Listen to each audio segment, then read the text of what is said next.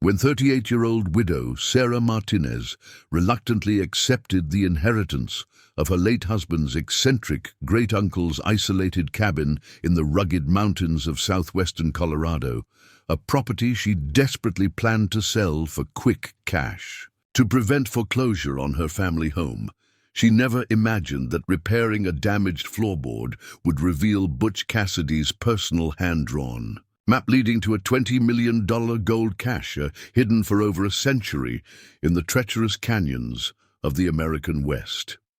Before we dive into this incredible journey, tell us where you're watching from in the comments below. And if this story captivates you, make sure to hit that subscribe button, because tomorrow I have an even more extraordinary tale of hidden treasure waiting for you.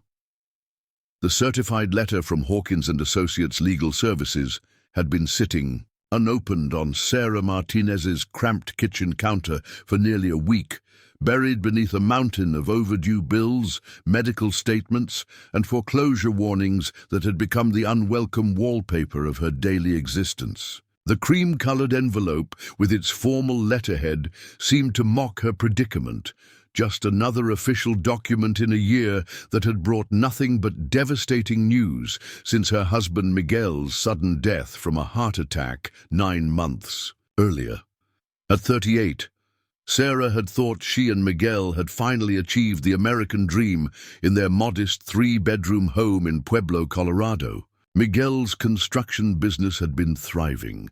Their twin daughters, Sophia and Elena, were excelling in middle school, and they had even started planning a family vacation to Disney World that would never happen.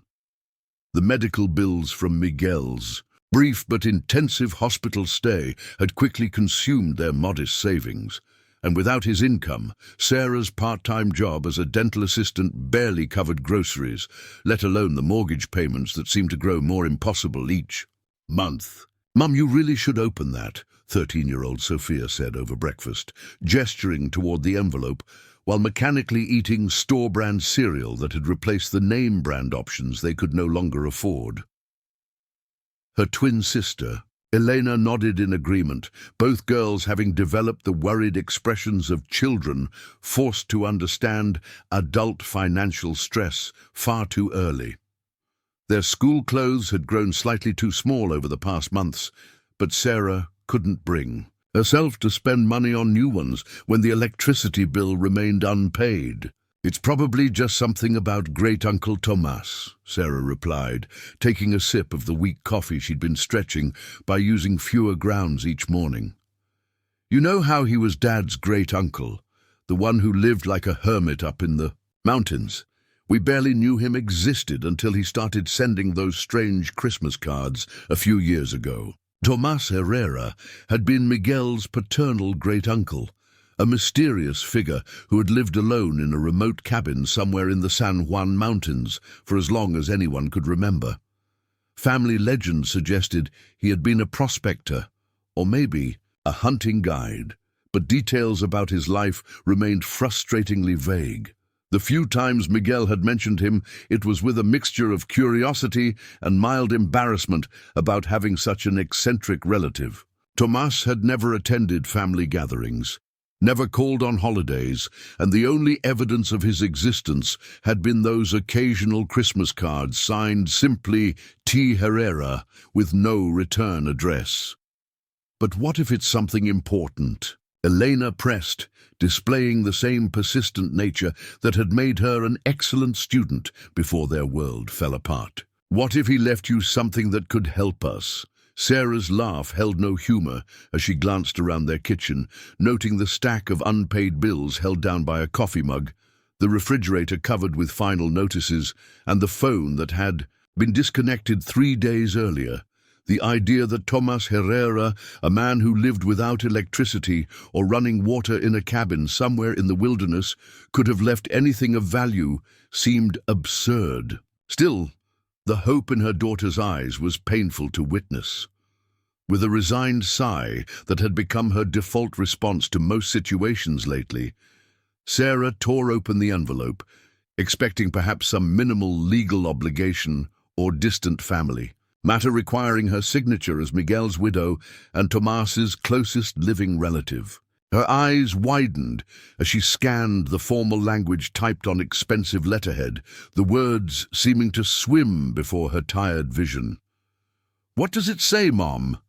Sophia asked immediately, both girls reading their mother's expression with the acute sensitivity children develop when their family's stability hangs in constant balance. "Great-Uncle Tomas died 4 months ago," Sarah said slowly, still processing the information. "According to this, he left his property to Miguel, and since Dad's gone, it transfers to me. A cabin and 40 acres in the San Juan National Forest near a place called Durango." The girls' faces immediately brightened with possibilities that Sarah was afraid to encourage. She continued reading the legal document, her initial spark of hope quickly dimming as the details became clear. The property was described as extremely remote, accessible only by 4-wheel drive vehicle and hiking trail, with no utilities, no road maintenance, and significant structural issues requiring immediate attention to prevent total loss. "How much is it worth?" Elena asked with the practical directness she'd inherited from her father, already calculating possibilities in her 13-year-old mind. Sarah scanned the lawyer's letter for financial details, finding them buried in the second paragraph. "The county assessor values the land at about $12,000, but the cabin is apparently in such poor condition that it might not be habitable. There are also back taxes owed, nearly $3,000, and the lawyer says there have been multiple code violations filed by the Forest Service for environmental and safety issues." The mathematics were cruel but simple. Even if she could sell the property immediately, the proceeds after taxes, legal fees, and outstanding obligations would barely cover 2 months of their current expenses. It seemed like another burden, rather, than a solution. One more responsibility she couldn't afford to manage when she was already drowning in obligations she couldn't meet. "But, Mom," Sophia said, with the optimism that hadn't yet been completely crushed by their circumstances, At least it's something, right? Maybe we could go see it, figure out if there's anything useful there before deciding what to do." Sarah looked at her daughters, both trying so hard to find hope in a situation that seemed designed to disappoint them further. The cabin was apparently 3 hours away through mountain roads she wasn't sure their aging Honda Civic could handle. Requiring gas money, they didn't have to visit property that would likely cost more to maintain than it was worth. Yet something in the girls' expressions, their desperate need for any possibility of change, made her reconsider her immediate dismissal. She picked up her cell phone to call the number listed on the letterhead, hoping to expedite whatever legal requirements would allow her to sell the property quickly and focus on more pressing concerns. The conversation with Mr. Robert Hawkins, who sounded elderly and spoke with the slow deliberation of someone conducting business from a different era, introduced complications she hadn't anticipated. "Mrs. Martinez, I understand your desire to liquidate the property quickly given your current circumstances," Mr. Hawkins said after Sarah had explained her situation with careful dignity. "But Colorado inheritance law requires heirs to conduct a personal inspection of remote properties before any sale can be completed, particularly when environmental or safety issues are involved." Sarah closed her eyes in frustration, calculating costs she couldn't afford against legal requirements she couldn't avoid. A trip to the mountains would require gas money, probably an overnight stay, since the property was so remote, meals they couldn't budget for, and time away from her job that she desperately needed to keep. "Is there absolutely no way around this requirement? I'm dealing with some financial challenges right now, and travel really isn't feasible." There was a sympathetic pause before Mr. Hawkins replied, his voice gentle but firm. "I'm very sorry about your husband's passing, Mrs. Martinez, and I understand that these are difficult times.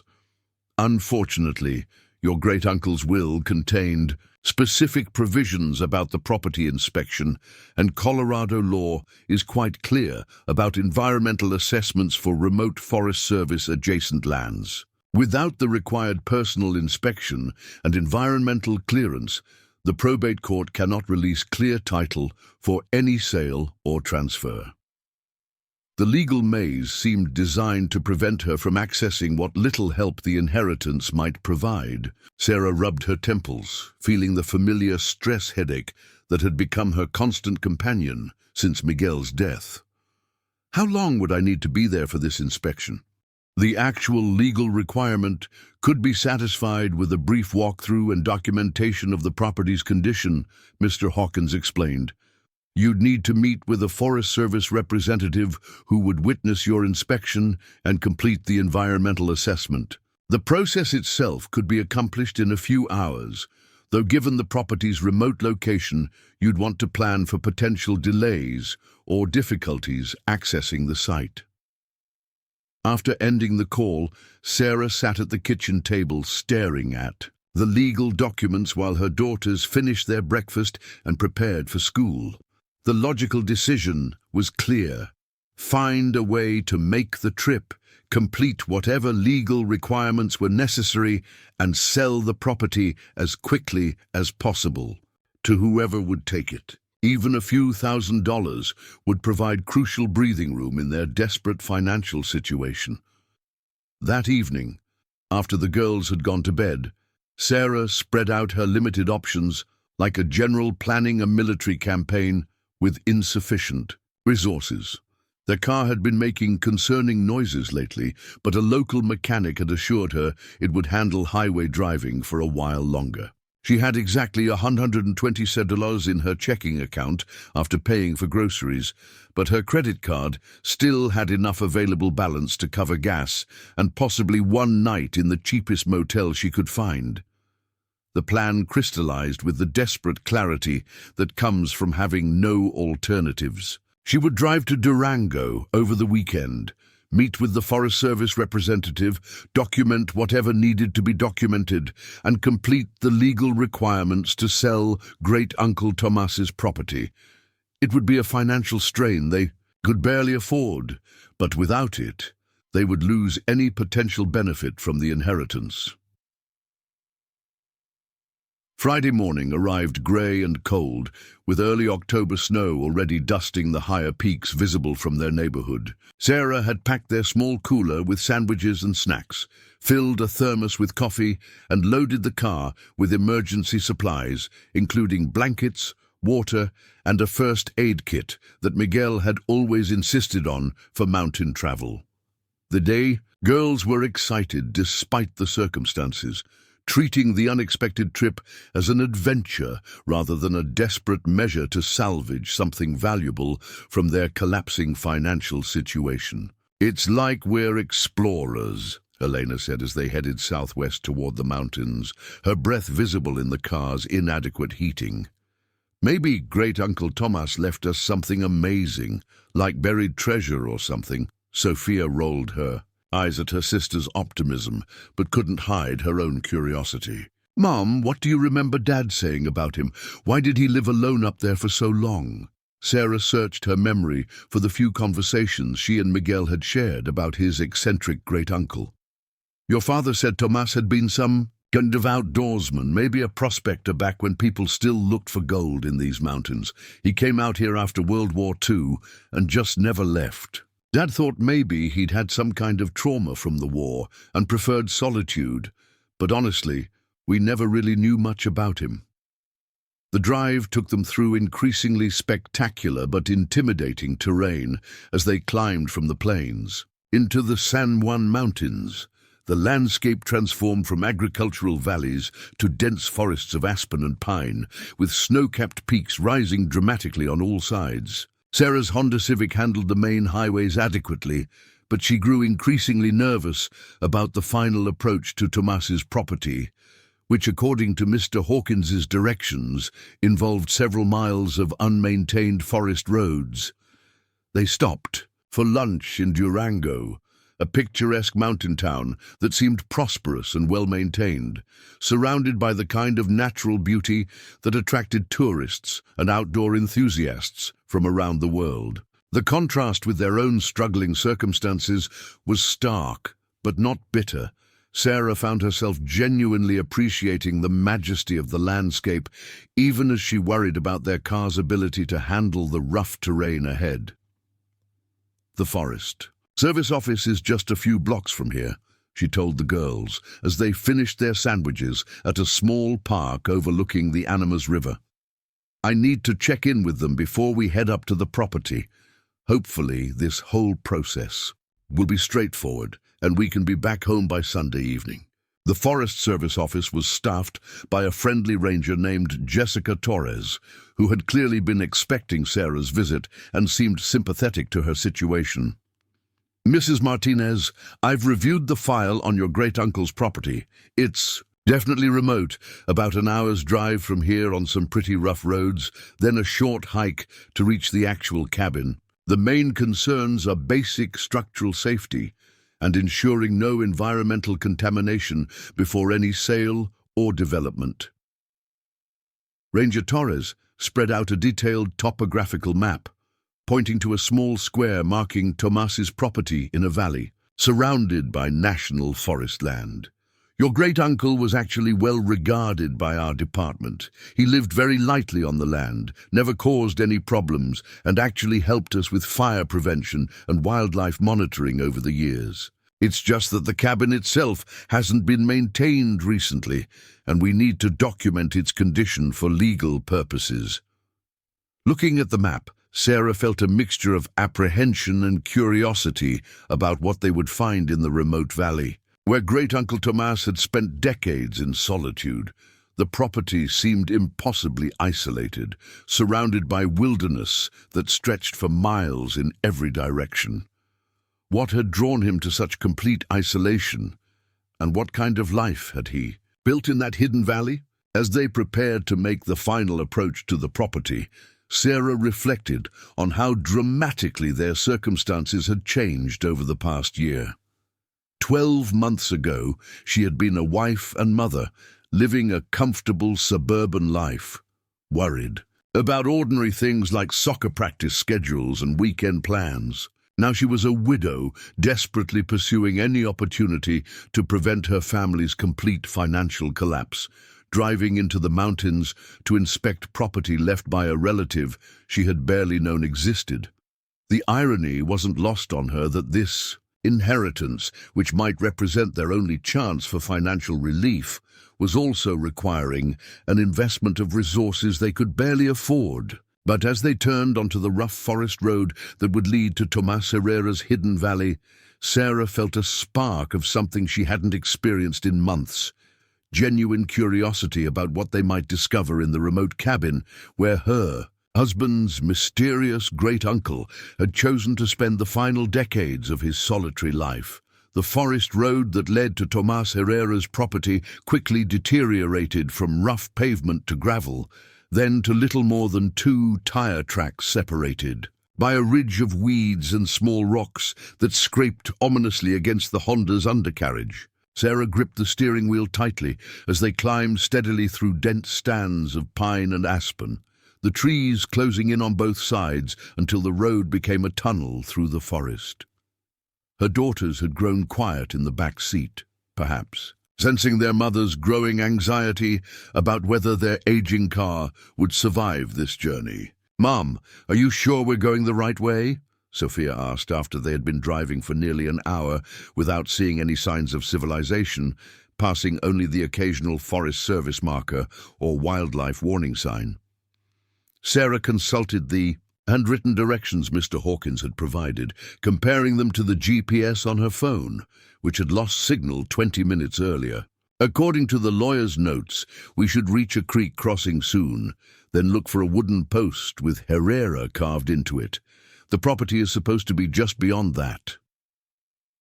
The creek crossing turned out to be more challenging than expected. The narrow wooden bridge looked sturdy enough, but the approach required navigating several deep ruts that made the Honda's suspension groan in protest. Sarah held her breath as they crept across, listening to every sound the car made and wondering what they would do if something broke down this far from help. Beyond the bridge, the road improved slightly, winding through a meadow dotted with wildflowers that might have been beautiful under different circumstances. Sarah was too focused on mechanical concerns and financial calculations to appreciate the scenery, mentally tallying the cost of this expedition against their dwindling resources and hoping desperately that it would prove worthwhile. The wooden post bearing Herrera in crude carved letters appeared exactly where Mr. Hawkins had indicated, marking a barely visible track that branched off from what passed for the main road. This final approach was little more than a hiking trail that someone had occasionally driven over, marked by deep ruts and exposed rocks that forced Sarah to drive at walking speed, while the Honda's frame scraped against obstacles she couldn't see. "There," Elena pointed through the windshield as they crested a small rise. "Is that the cabin?" Through the trees, Sarah could see a small log structure in a clearing beside what appeared to be a natural spring or small stream. The cabin looked ancient and weathered, with a stone chimney that had partially collapsed and a metal roof that had turned green with age and moss. Beside it stood a smaller outbuilding that might have been a workshop or storage shed, and beyond that, the rusted remains of what had once been a truck or some kind of vehicle. They parked beside the cabin, and Sarah immediately understood why. The Forest Service had concerns about the property's condition. The front porch sagged dramatically on one side, several windows were broken or boarded over with plywood, and the entire structure seemed to lean slightly, as if the foundation had shifted over the decades. It looked like a place that had been abandoned for years rather than occupied until recently. "It's like a ghost town," Sophia whispered as they climbed out of the car, the mountain air crisp and thin at this elevation. The silence was profound after hours of engine noise and road sounds, broken only by the distant murmur of running water and the occasional bird call from the surrounding forest. Sarah pulled out her phone to document the property's condition for the legal requirements, but quickly discovered that taking meaningful photographs would be challenging in the late afternoon light filtering through the dense canopy. She also noticed that her phone showed no signal at all, a reminder of how isolated they truly were. The cabin's front door was secured with a heavy padlock that looked much newer than the surrounding structure. Mr. Hawkins had provided a key, along with his directions, explaining that the Forest Service had secured the property after Tomas's death to prevent vandalism or unauthorized access. The lock opened smoothly, but the door itself required significant effort to push open, scraping against warped floorboards and sticking as if it hadn't been used in months. The interior was dimmer than expected, with only a few narrow windows, allowing dusty beams of sunlight to illuminate a space that seemed frozen in time. The main room contained basic furniture that appeared to have been handmade decades earlier. A wooden table and chairs, a stone fireplace with cooking implements hanging beside it, and shelves lined with books, canned goods, and various tools. "And supplies? This is so weird," Elena said, stepping carefully across the uneven floor. "It's like he was living in the Old West or something. Look, he doesn't even have electricity." Indeed, the cabin showed no evidence of modern utilities.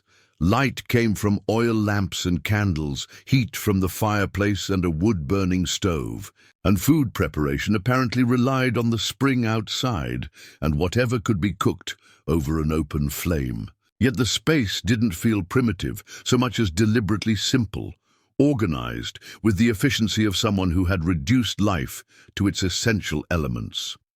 Sarah examined the books on the shelves, finding an eclectic collection that surprised her.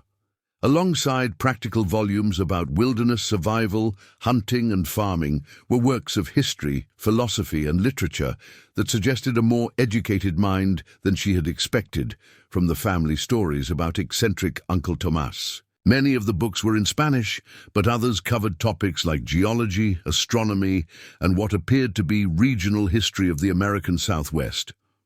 "Mom, check this out," Sophia called from what appeared to be a bedroom area partitioned off by a heavy curtain. There's all this old stuff in here.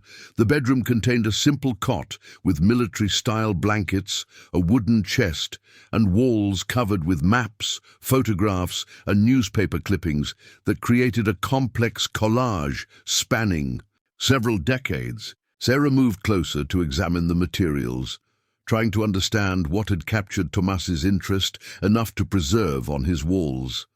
Many of the newspaper clippings were yellowed with age and covered topics related to local history, mining operations, and archaeological discoveries in the Four Corners region. The photographs ranged from family portraits that might have dated to the early 1900s to more recent images of the surrounding landscape, marked with handwritten notes in Spanish that Sarah couldn't fully translate. But it was the maps that drew her attention most strongly. Unlike modern topographical surveys, these appeared to be hand-drawn, showing the local terrain with remarkable detail and accuracy. Some focused on specific canyons and rock formations, while others covered broader areas extending into Utah, Arizona, and New Mexico. Many were marked with symbols and notations that seemed to indicate locations of particular significance, though Sarah couldn't decipher their meaning. "These are incredible," she murmured, studying a particularly detailed map that showed what appeared to be a complex system of canyons and mesas. "It looks like he spent years exploring and documenting this whole region." Elena joined her mother in examining the wall display, her teenage eyes sharp enough to notice details that might escape casual observation. "Look at these dates, Mom. Some of these newspaper clippings are from like the 1950s. But others are much more recent. And see how he's drawn connections between different articles with red string." Following Elena's observation, Sarah realized that Tomas had created something approaching a research project on his cabin walls, connecting historical events, geographical features, and news stories in patterns that suggested he was pursuing some kind of long-term investigation or interest. The level of detail and organization implied a methodical mind, not the random collection of a hermit, but the systematic work of someone following specific leads or theories.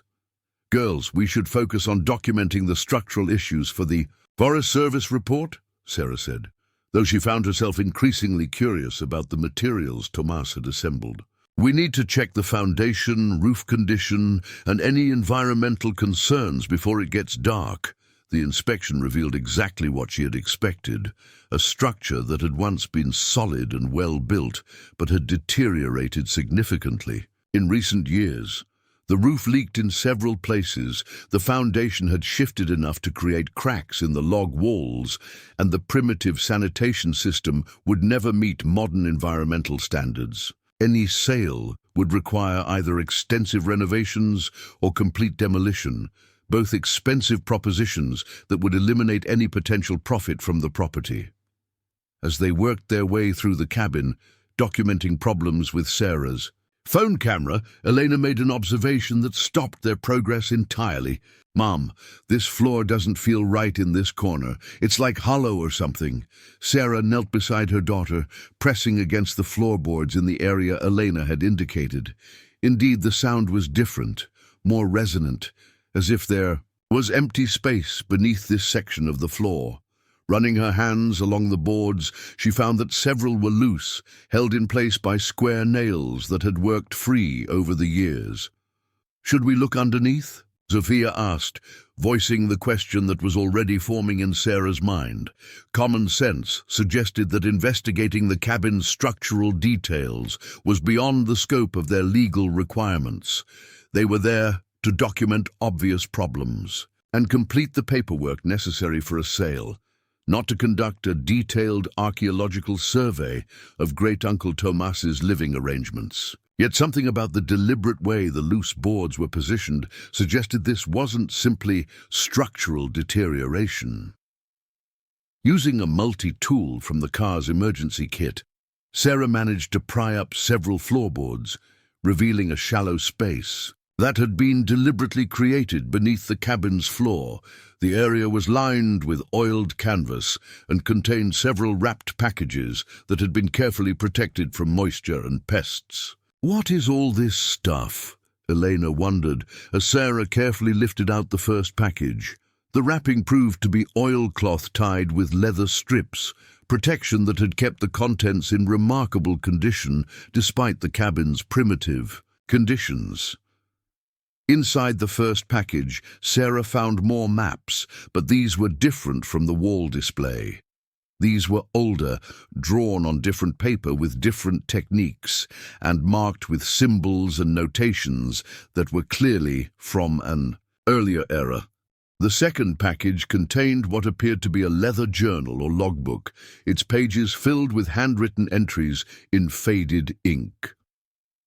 The handwriting was different from the modern materials on the walls, more formal and elaborate, suggesting these documents predated Tomas's occupation of the cabin by many years. "Mom, look at this," Sophia said, pointing to a date visible on one of the journal pages. 1895.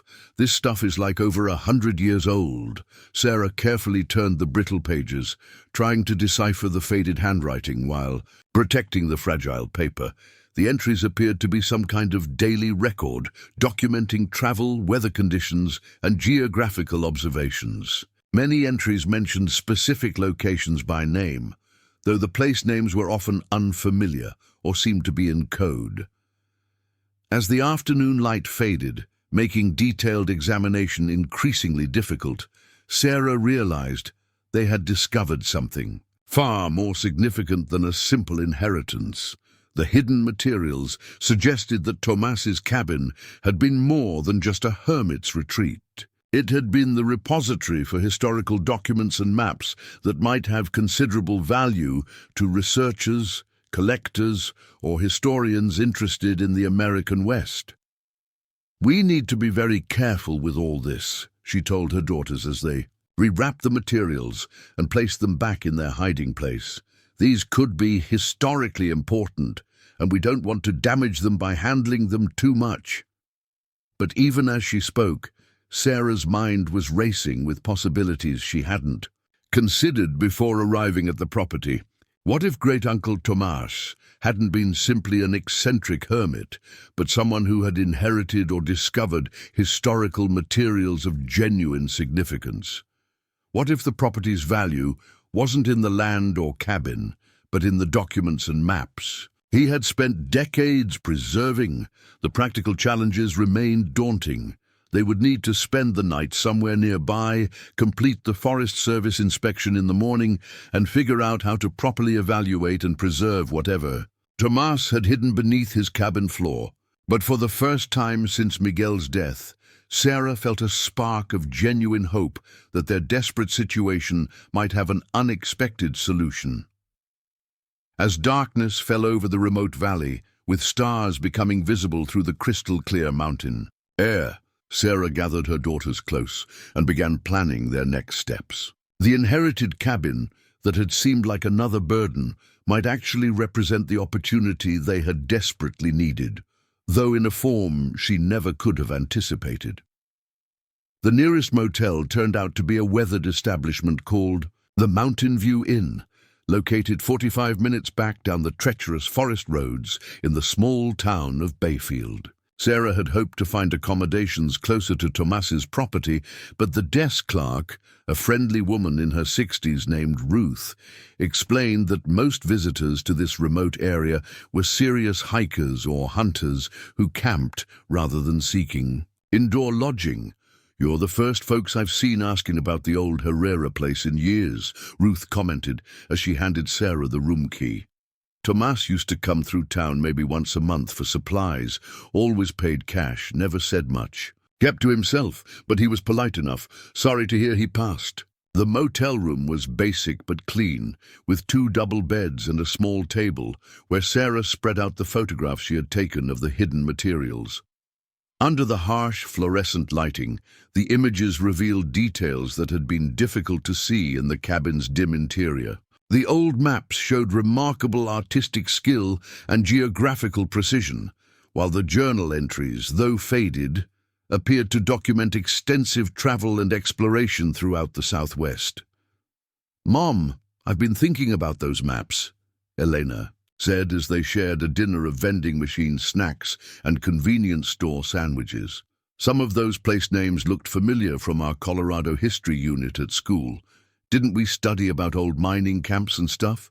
Sophia nodded enthusiastically. And remember that field trip to Mesa Verde? Some of those canyon names on Great Uncle Tomas's maps were the same ones the park ranger talked about.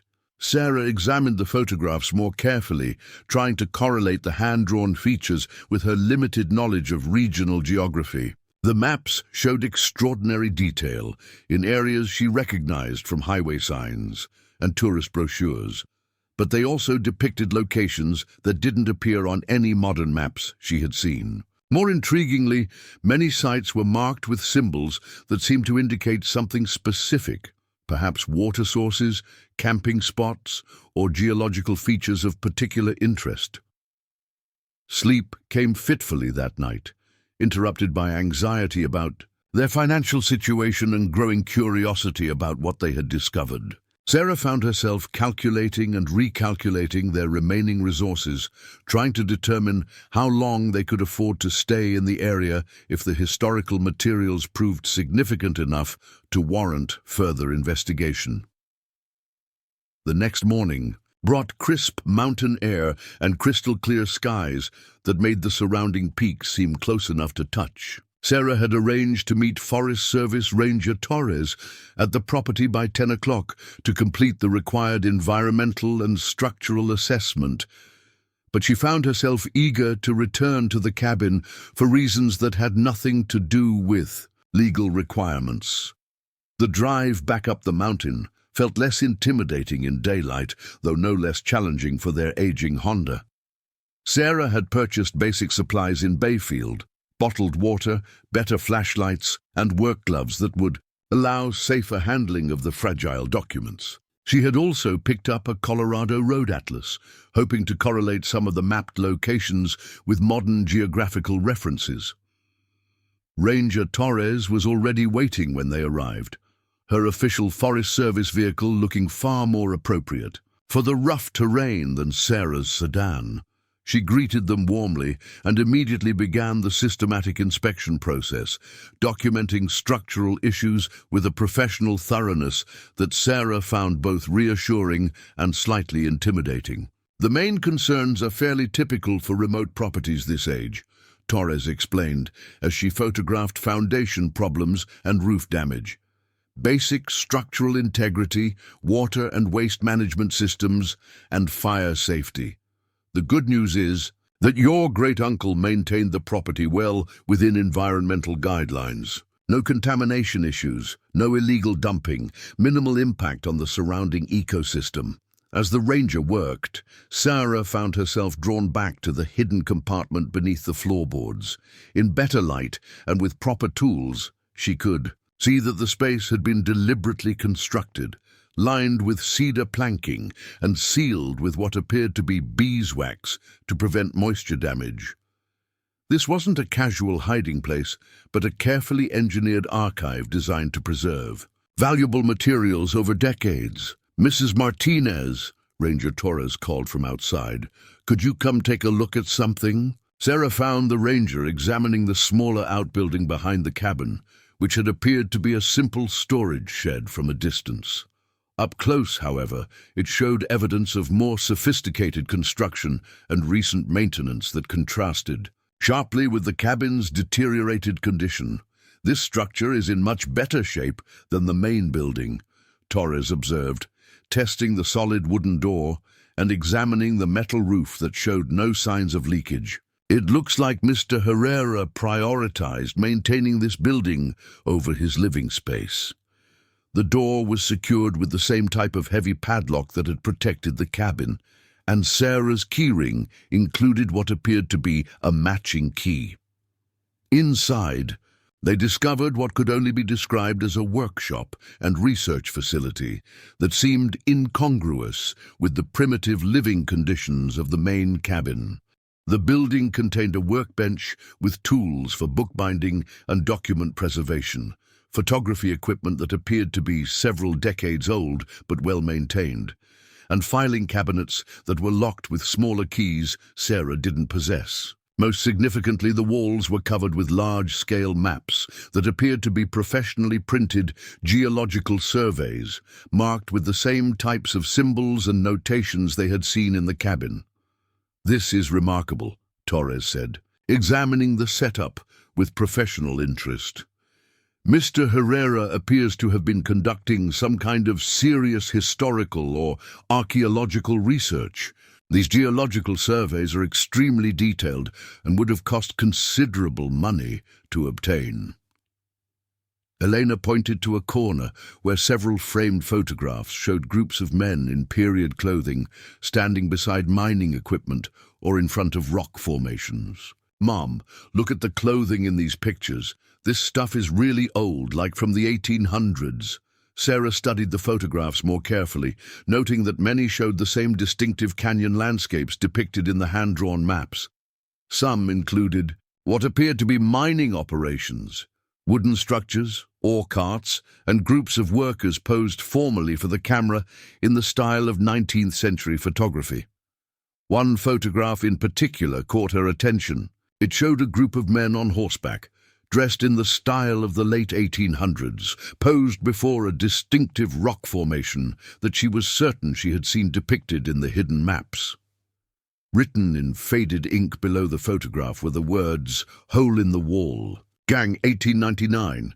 Sophia, Eleanor, come look at this," Sarah called, studying the photograph intently. The Hole in the Wall Gang was a name she remembered from Western history, one of the most famous outlaw bands of the late 19th century, associated with Butch Cassidy and the Wild Bunch. Torres joined them in examining the photograph, her expression growing increasingly interested. "Mrs. Martinez, your great-uncle appears to have been documenting some significant Western history." The hole-in-the-wall area in Wyoming was indeed a hideout for several outlaw gangs, including Butch Cassidy's group. If these are authentic photographs from that period, they could be quite valuable to historians and collectors. The implications began to crystallize in Sarah's mind. What if Tomas hadn't simply been an eccentric hermit, but someone who had dedicated his life to researching and documenting the history of Western outlaws, the hidden maps, the careful preservation of documents, the systematic organization of historical materials? It all suggested someone pursuing a specific and long-term historical investigation. "There's something else you should see," Torres said, pointing to a large map mounted on the far wall. Unlike the others, this one appeared to be modern, printed on contemporary paper, but marked with the same symbolic notations found throughout Tomas's collection. This shows public lands throughout the Four Corners region, marked with what appear to be specific locations of historical interest. Sarah approached the map, immediately recognizing several locations from tourist attractions and national parks she had visited over the years. But many of the marked sites were in remote areas that didn't correspond to any known historical sites or tourist destinations.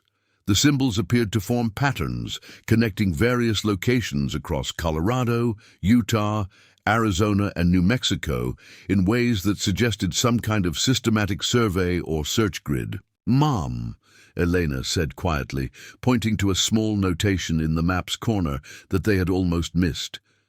"Look at this date. He updated this map just last year." The date notation indicated that Tomas had been actively maintaining and updating his research until very recently, possibly until shortly before his death. This wasn't a historical hobby he had pursued decades earlier, but an ongoing investigation that had occupied him throughout his years of solitude in the mountain cabin. As Torres completed her official inspection and began preparing the necessary paperwork, Sarah found herself facing a decision she hadn't anticipated when they began this journey. The legal requirements for selling the property could be satisfied with Torres's documentation, clearing the way for whatever minimal proceeds might be available from a quick sale. But the historical materials they had discovered might represent something far more valuable than the land itself. "Ranger Torres," Sarah said carefully, If someone wanted to have historical documents and photographs properly evaluated, what would be the best way to proceed? Torres considered the question thoughtfully. For materials of this potential significance, I'd recommend contacting the history department at Fort Lewis College in Durango. They have experts in Western history and would know how to properly assess and preserve documents from this period. There's also the Colorado Historical Society in Denver, though that might be more complex to arrange. The suggestion aligned with Sarah's growing sense that they had stumbled onto something requiring professional expertise. The photographs, maps, and documents deserved proper evaluation, both to determine their historical value and to ensure their preservation for future researchers. There's also the question of legal ownership, Torres continued. As the inheritor of the property, you would own anything your great-uncle left here. But if any of these materials were borrowed from museums or other collections, that could complicate matters. Sarah hadn't considered the possibility that some of Tomas's collection might not have been legally acquired. The systematic nature of his research and the quality of some materials suggested access to professional resources that might not have been available to a private individual through normal channels. What would you recommend as the next step? Sarah asked, feeling overwhelmed by the complexity of what they had discovered. Complete the legal requirements for the property first, Torres advised practically.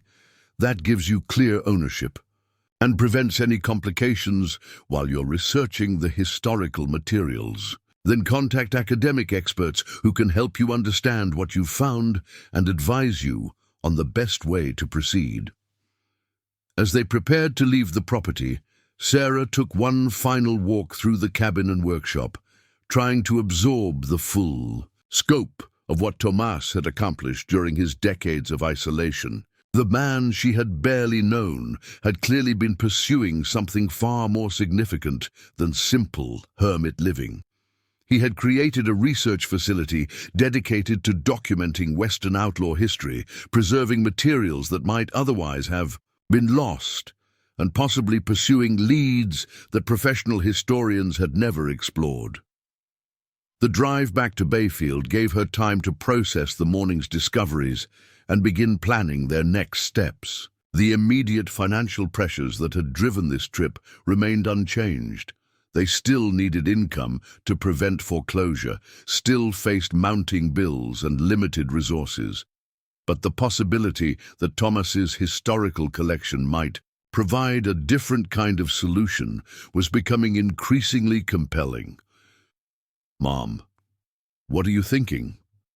Sophia asked as they descended from the mountains toward the valley floor.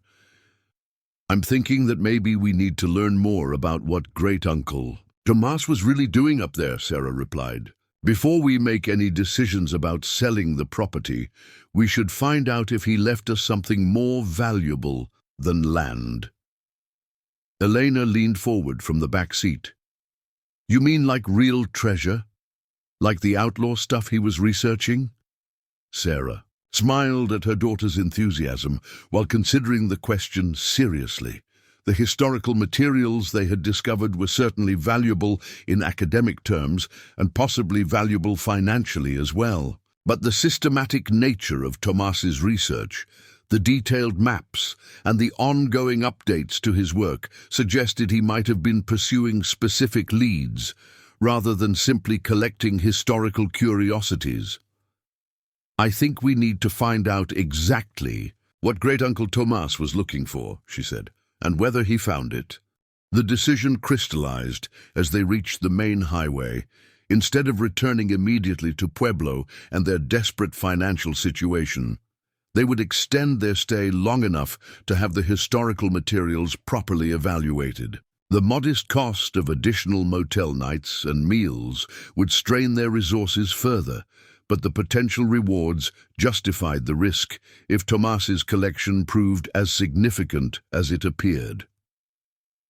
As they drove toward Durango to contact the college history department, Sarah felt a mixture of hope and apprehension that reminded her of the early days of her marriage to Miguel. when they had taken calculated risks on his construction business that eventually led to years of prosperity. This felt like another pivotal moment, when the safe choice might not be the best choice, when following curiosity and intuition might lead to opportunities that careful planning could never anticipate. Fort Lewis College sat on a mesa overlooking Durango, its red sandstone buildings harmonizing with the natural landscape in a way that made the campus feel like an organic part of the Colorado Plateau. Sarah had called ahead and managed to schedule an afternoon appointment with Dr. Marcus Beaumont, the head of the Western Studies Department, whose secretary had sounded intrigued when Sarah briefly described the nature of her discovery.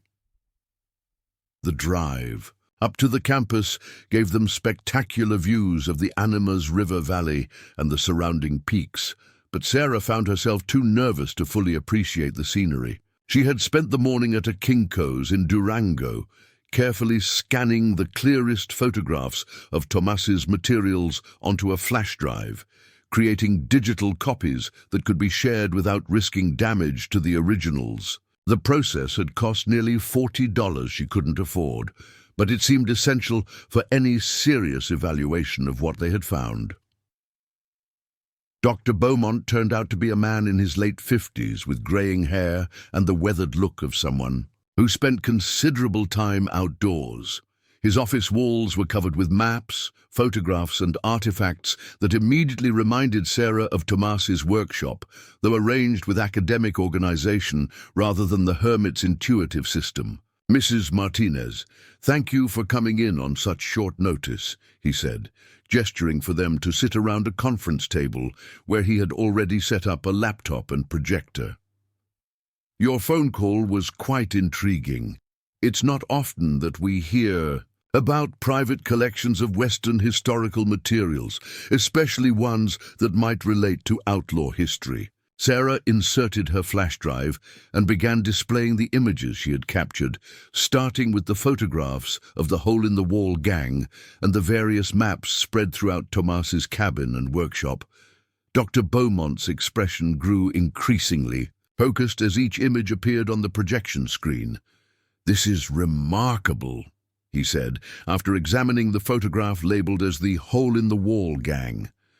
"The clothing, equipment, and photographic techniques all appear consistent with the 1890s. Period. If this is authentic, it would be one of the clearest group photographs of Western outlaws from that era that I've ever seen." Elena raised her hand tentatively, as if she were in a classroom. "Dr. Beaumont, we found a whole bunch of maps too. Some really old ones that were hidden under the floorboards. Should Mom show you those?" "Please do," he replied, his academic excitement clearly growing. "Maps can often provide as much historical information as photographs, sometimes more." The hand-drawn maps provoked an even stronger reaction. Dr. Beaumont leaned forward, studying the detailed geographical features and symbolic notations with the intensity of someone examining a significant archaeological find. He occasionally paused the slideshow to make notes or ask Sarah to return to previous images for comparison. "These are extraordinary," he said, after reviewing the entire collection. "The level of geographical detail suggests someone with extensive first-hand knowledge of the terrain, probably acquired over many years of exploration. But more significantly, these locations correspond to known historical sites associated with outlaw activity in the late 1800s. He pulled out a modern reference book and began comparing some of the mapped locations to documented historical sites. "Here, for instance," he said, pointing to a distinctive canyon formation depicted in one of Tomas's maps. "This appears to be an area near Robber's Roost in Utah, which was indeed used as a hideout by Butch Cassidy's Wild Bunch. And this formation here matches descriptions of locations near the Hole-in-the-Wall Pass in Wyoming." Sophia leaned forward with interest. "So Great-Uncle Tomas was mapping places where real outlaws used to hide." "It appears so," Dr. Beaumont confirmed. "But more than that, He seems to have been documenting locations with a systematic precision that suggests he was looking for something specific. These aren't tourist maps or casual historical interest. This is the work of someone conducting a serious research. Sarah displayed the images of the leather journal they had found hidden beneath the cabin floor, though the faded handwriting was difficult to read even in the high-resolution scans. Dr. Beaumont examined the pages carefully, occasionally commenting on details that weren't obvious to untrained eyes. The handwriting style and ink type are consistent with late 19th century documentation, he observed. The paper appears to be of good quality, the type that would have been expensive and used for important records. Some of these entries mention specific dates and locations that I recognize from outlaw history research. He paused at one particular page, where the handwriting was clearer than most. This entry mentions the Browns Park cache and gives what appears to be specific geographical coordinates. Browns Park was a known outlaw refuge area on the Colorado-Utah border, frequently used by Cassidy's gang. Elena pointed to a symbol that appeared repeatedly throughout the journal pages. What does that mark mean? It shows up in a lot of different places. Dr. Beaumont studied the symbol, a distinctive combination of lines and dots that appeared beside many of the geographical references. I'm not certain, but it resembles marking systems used by prospectors and surveyors in that era. It might indicate cache locations, water sources, or other significant landmarks. The implications were beginning to crystallize in Sarah's mind. What if Tomas hadn't simply been collecting historical materials about Western outlaws, but actually pursuing specific leads about hidden caches or buried treasure? The systematic nature of his research, the detailed maps, and the ongoing updates to his work all suggested someone following concrete leads rather than pursuing academic interest.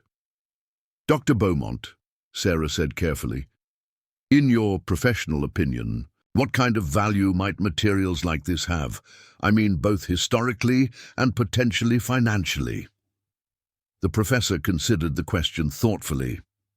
From a historical perspective, if these materials are authentic, they would be extremely significant. We have very few primary source documents from the outlaw period, and photographs of this quality are exceptionally rare. Any major museum or university would be very interested in acquiring or displaying such a collection. He paused, clearly, choosing his words carefully. As for financial value, that's more complex. The market for Western historical artifacts can be quite strong, especially among private collectors. Authentic photographs from the Butch Cassidy era could be worth tens of thousands of dollars, possibly more if they can be definitively authenticated. And provenanced. Sarah felt her heart rate increase at the mention of such substantial amounts. Even a fraction of that value would solve their immediate financial crisis and provide security she hadn't dared to hope for since Miguel's death. But, Dr. Beaumont continued, authentication would be crucial. The market is unfortunately full of reproductions and fraudulent materials. Any serious evaluation would require detailed analysis by experts in period photography, paper analysis, ink dating, and other specialized techniques. Sophia raised another question that had been bothering Sarah. What about the maps and stuff that show where treasures might be hidden? Like, what if Great-Uncle Tomas actually found real outlaw treasure? Dr. Beaumont smiled at the question, but his response was surprisingly serious. That's not as far-fetched as it might sound. There are documented cases of outlaw caches being discovered, even in recent decades. Butch Cassidy's Wild Bunch were known to have buried stolen money and gold in various remote locations throughout the West. Most of these caches were never recovered, either because the outlaws were captured or killed before they could return, or because the locations were too well hidden. He pulled out another reference book and showed them a map of documented outlaw hideouts and suspected cache locations throughout Colorado, Utah, Wyoming, and surrounding states.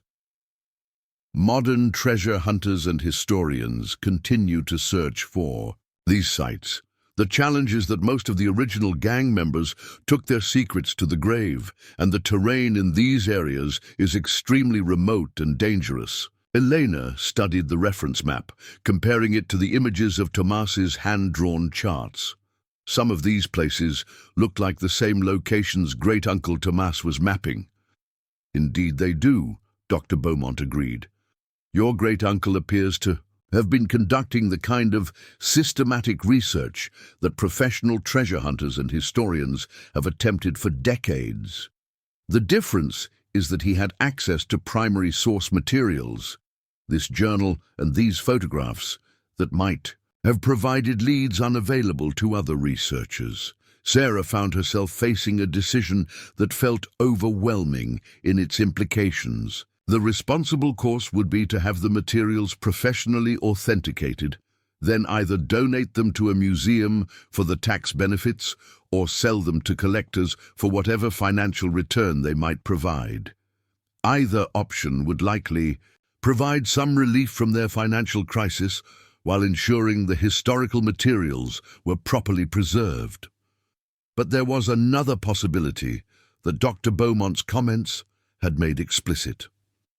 What if Tomas had actually been successful in his research?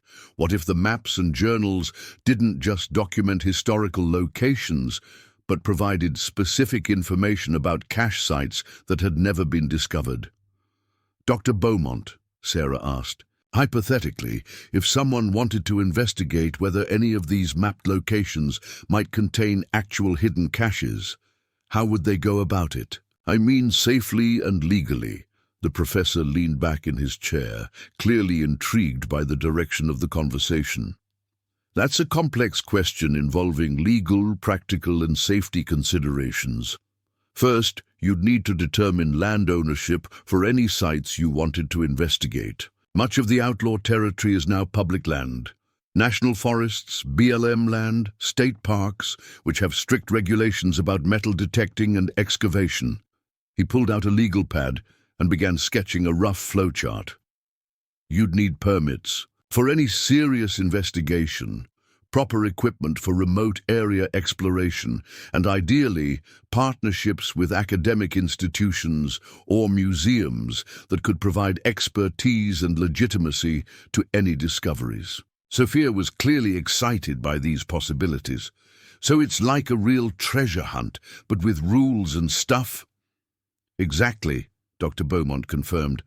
Modern treasure hunting, when done properly, is a combination of historical research, legal compliance, and careful archaeological technique. The goal isn't just to find valuable items, but to preserve historical context and ensure any discoveries contribute to our understanding of the past. Sarah realized that they had moved far beyond the simple property evaluation that had brought them to Colorado. What had started as a desperate attempt to salvage some value from an inherited cabin had evolved into the possibility of pursuing an actual treasure hunt based on research that Tomas had spent decades developing. The practical challenges were daunting. They had no experience with treasure hunting, limited financial resources for equipment and extended research, and no idea whether Tomas's leads would prove fruitful. But the alternative, returning to Pueblo to face foreclosure and financial collapse, seemed equally daunting and far less hopeful. Dr. Beaumont, Sarah said, making a decision that surprised even herself. Would you be interested in some kind of partnership or consultation arrangement? We clearly need expert guidance, and you seem to understand the historical significance of what we've found. The professor's eyes lit up with the kind of enthusiasm she imagined he usually reserved. For significant research opportunities, Mrs. Martinez, I have to tell you that this is exactly the kind of project that drew me to Western studies in the first place. The combination of historical research, field investigation, and the possibility of significant discoveries is irresistible.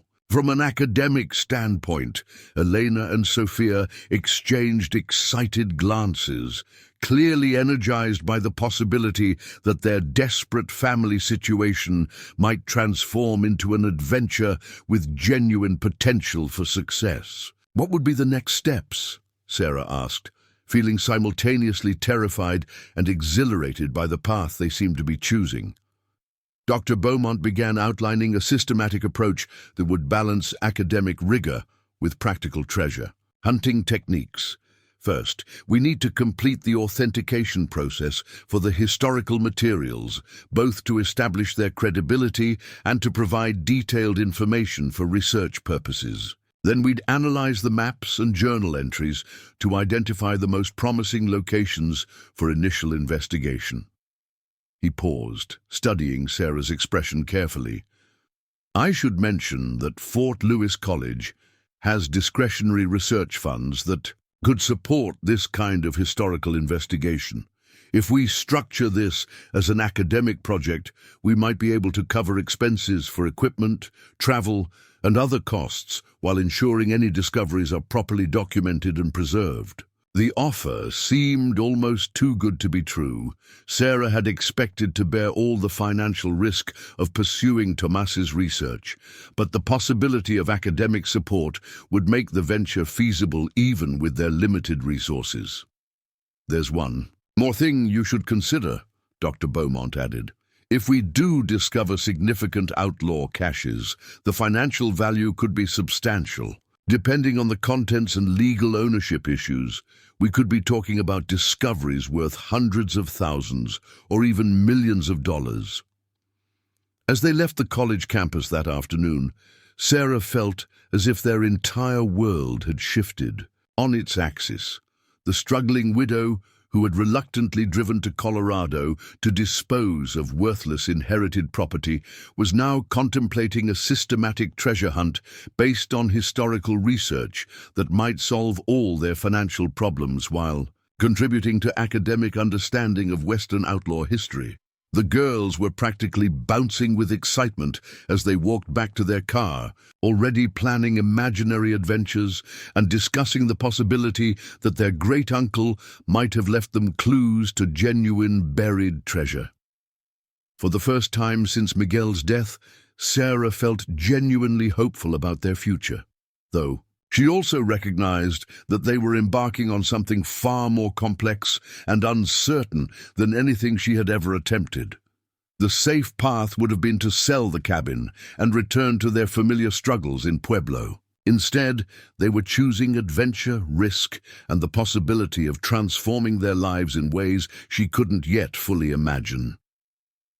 The first major breakthrough came 3 days later, back in the dusty confines of Tomas's workshop, where Sarah and Dr. Beaumont had been systematically cataloging and photographing every document, map, and artifact they could find. Elena had discovered additional keys hidden inside a tobacco tin on one of the workbenches, and these opened the locked filing cabinets that had tantalized them since their first visit to the property. The contents of those cabinets transformed their understanding of Tomas Herrera from an eccentric hermit pursuing a historical hobby into something approaching a professional treasure hunter with access to resources and information that seemed impossible for a solitary mountain dweller.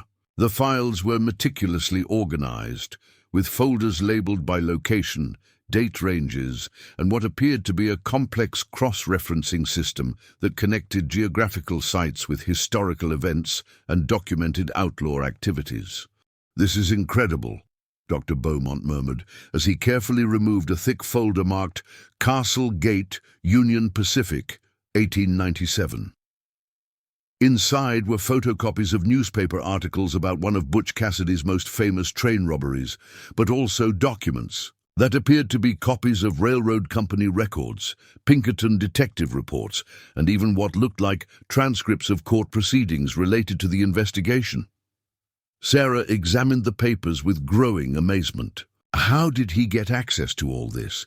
Some of these documents looked like they came from official archives or private collections. Dr. Beaumont shook his head in wonder. "Your great-uncle had connections we're only beginning to understand. These Pinkerton reports, for instance, should be in the agency's historical archives in Chicago. Railroad company records from this period are typically held by corporate archives or historical societies. The level of access required to obtain copies of these materials suggests either extensive research relationships or, he paused, clearly reluctant to voice his suspicion, or what? Elena asked, looking up from a folder she had been examining that contained what appeared to be hand-copied prison records from the Wyoming Territorial Penitentiary.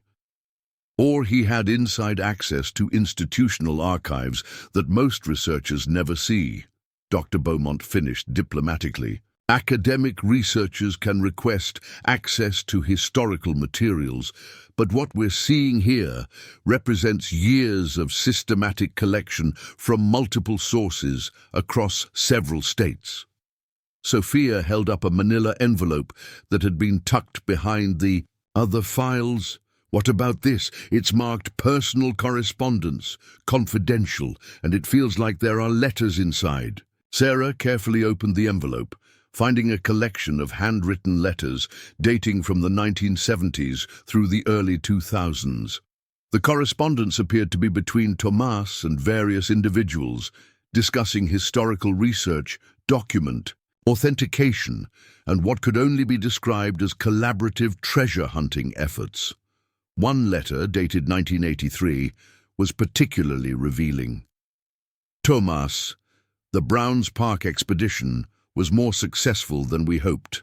The metal detector readings, at coordinates you provided, were exactly as predicted. We recovered several items that authenticate the site as a genuine Wild Bunch cache location. Your grandfather's journal continues to prove accurate beyond our expectations. The university connection will provide legitimacy for future investigations, while protecting our primary objectives. Sarah read the letter twice, trying to absorb its implications. Dr. Beaumont, this suggests that Tomas was working with other people, and that they actually found treasure at locations described in that old journal. Dr. Beaumont examined the letter carefully, noting the letterhead, which identified the sender as someone affiliated with the University of Utah's anthropology department. This is fascinating.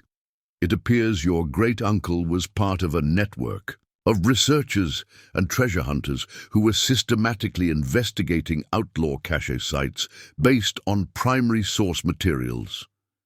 Elena pointed to another detail that had caught her attention. It says, your grandfather's journal.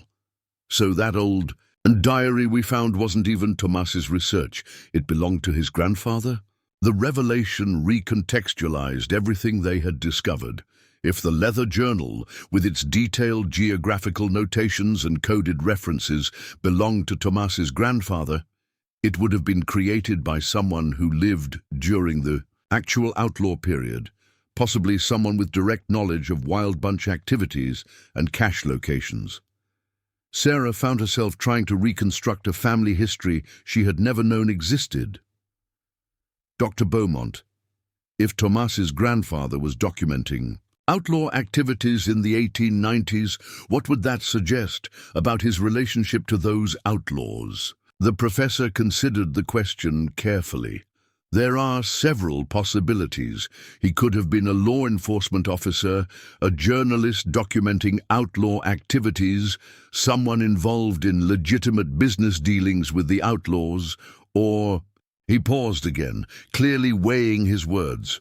Or he could have been one of them, Sophia finished excitedly. Like great-uncle Tomas's grandfather could have been an actual outlaw who rode with Butch Cassidy. It's not impossible, Dr. Beaumont admitted. The Wild Bunch included dozens of members over the years, and many of their identities were never definitively established by historians. If someone from that period had survived, established a legitimate identity after the outlaw era ended, and preserved detailed records of cache locations, it would explain both the accuracy of these materials and the systematic nature of the research we're seeing. Sarah found another letter that seemed to support this theory. Dated 1991, it discussed authenticity verification and mentioned that DNA analysis confirms the family connection, validating the provenance of the source materials.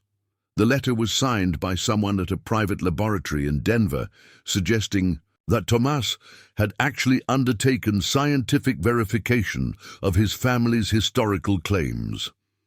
As they continued examining the correspondence, a pattern emerged of systematic treasure hunting expeditions conducted over several decades. The letters referenced successful recoveries at multiple sites, partnerships with academic institutions that provided legitimate cover for the investigations, and careful legal procedures for handling discovered artifacts and currency.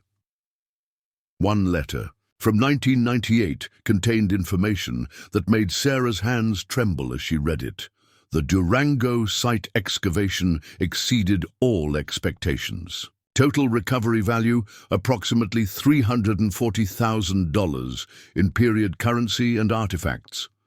University partnership ensured proper documentation, while private sale arrangement provided funding for future expeditions.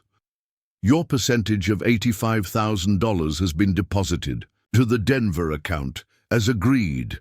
Dr. Beaumont whistled softly when Sarah showed him the letter. Your great-uncle wasn't just researching historical sites, he was funding systematic treasure hunting operations that were generating substantial returns. And these weren't random searches, but targeted investigations based on specific historical intelligence.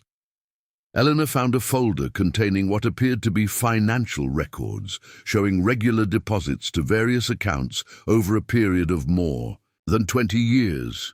The amounts varied considerably, but several entries showed deposits of tens of thousands of dollars, with notations connecting them to specific geographical locations that corresponded to sites marked on Tomas's maps.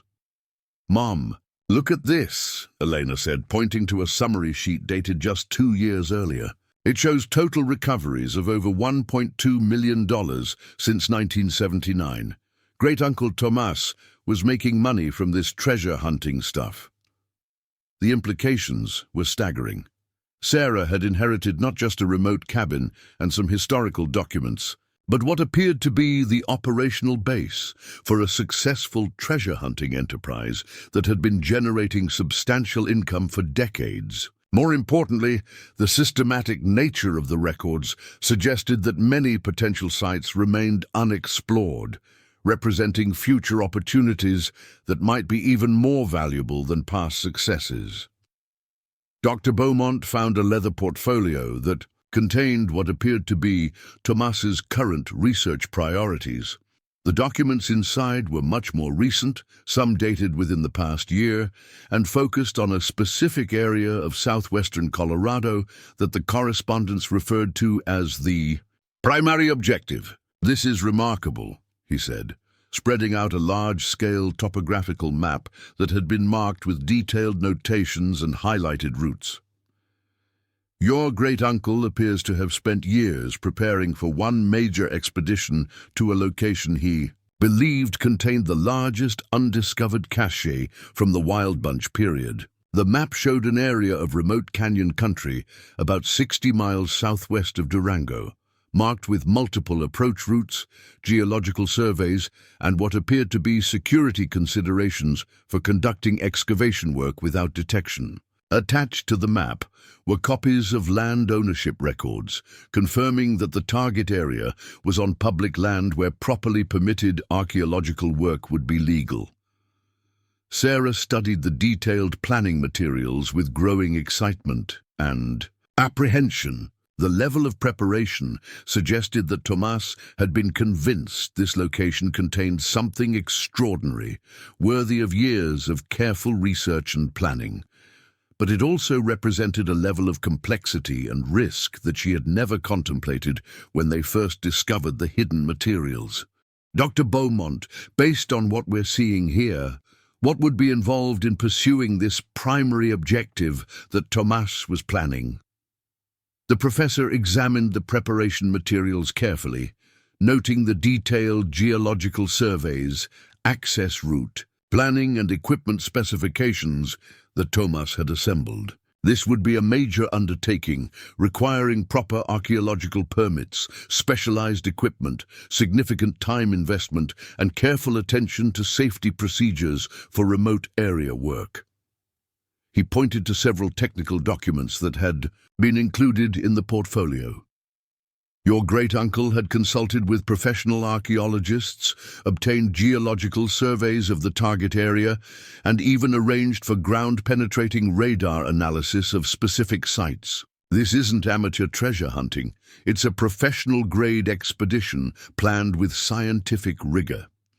Elena found another document that added urgency to the situation.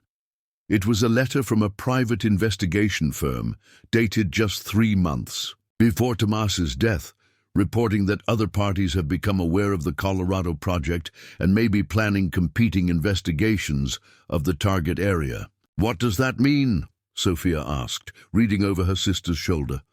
Dr. Beaumont's expression grew serious as he examined the investigator's report. "It suggests that your great-uncle's research had attracted attention from other treasure hunters or possibly less legitimate interests. The professional treasure hunting community is competitive, and information about significant potential discoveries can be valuable enough to motivate questionable behavior."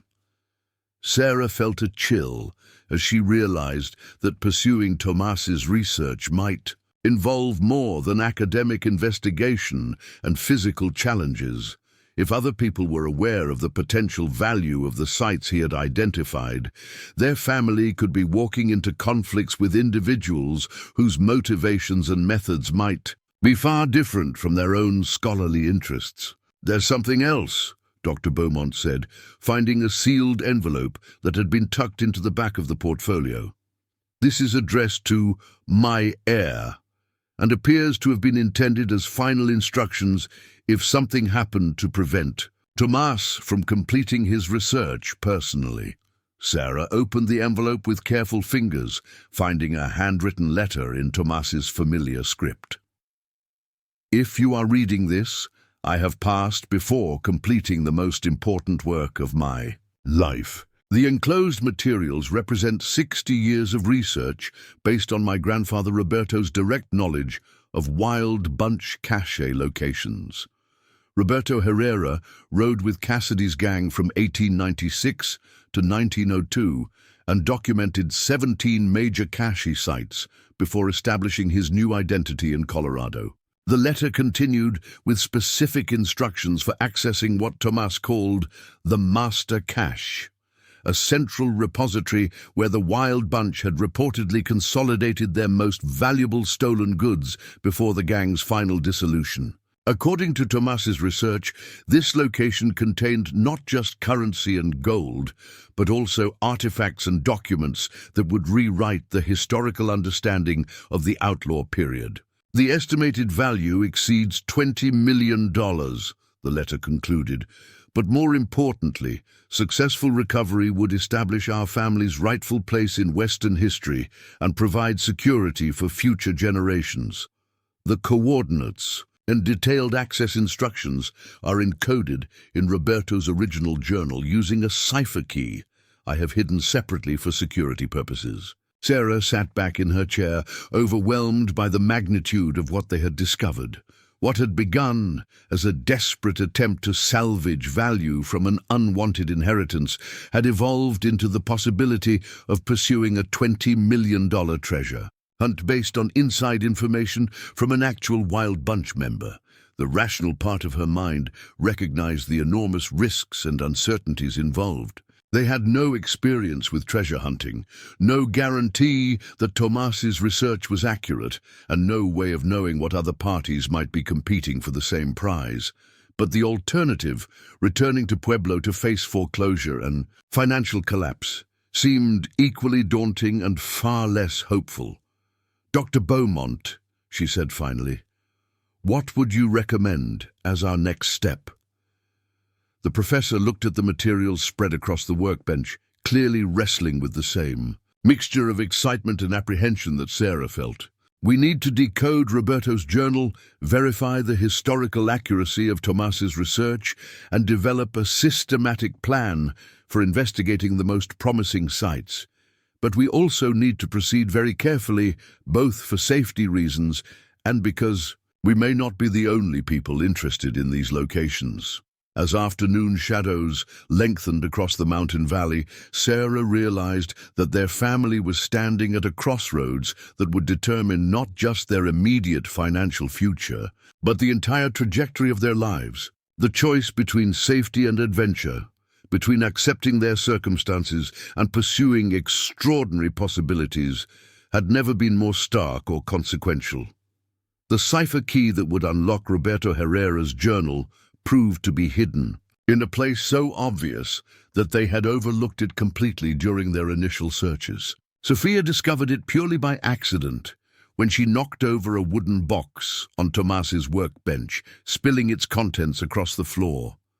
Among the scattered items, old coins, arrowheads, and various small artifacts, was a folded piece of oiled leather that had been wrapped around what appeared to be a simple metal compass. "Mom, look at this," Sophia called, unfolding the leather to reveal a grid of numbers and letters written in faded ink.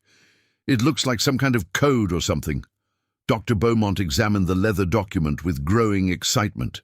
The grid contained what appeared to be a substitution cipher, with each letter of the alphabet corresponding to a specific symbol or number combination. Below the cipher key was a note in Tomas's handwriting: Roberto's insurance policy, memorize and destroy after use, TH 1987. "This is exactly what we need," Dr. Beaumont confirmed, comparing the cipher symbols to the mysterious notations throughout Roberto's journal.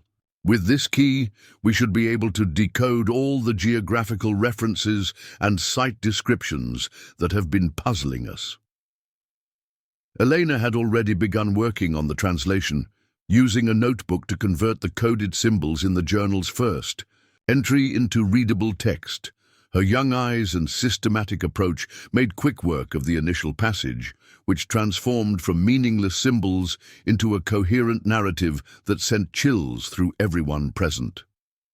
"Listen to this," Elena read from her translated notes. "June 15th, 1898. Cash the Union Pacific take at Devil's Canyon North Marker. Total approximately 47,000 in gold and currency. Cassidy insists on separate records for insurance against betrayal. My count differs from official tally by 3,000. And their private insurance against uncertain futures." The implications were immediately clear. Roberto Herrera hadn't just been documenting Wild Bunch activities as an outsider or law enforcement informant. He had been an active participant who was secretly skimming from the gang's robberies and maintaining his own private caches, separate from the official Wild Bunch repositories. Dr. Beaumont shook his head in amazement. "This explains the systematic nature of Tomas's research and the success of his treasure hunting expeditions. Roberto wasn't just recording outlaw activities. He was documenting his own personal insurance policy, separate caches that the other gang members never knew existed."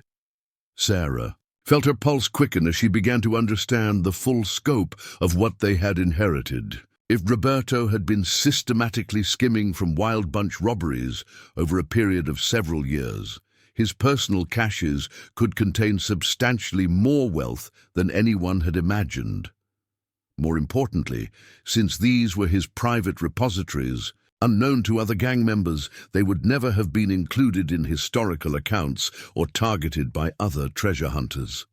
Elena continued translating entries, revealing a pattern of systematic embezzlement that had apparently continued throughout Roberto's time with the Wild Bunch. Each successful robbery resulted in an official cache shared with the gang, but also a private cache known only to Roberto, carefully hidden and documented in his coded journal. "July 2nd, 1899, Elena read from another translated entry. "Browns Park official cache completed as planned.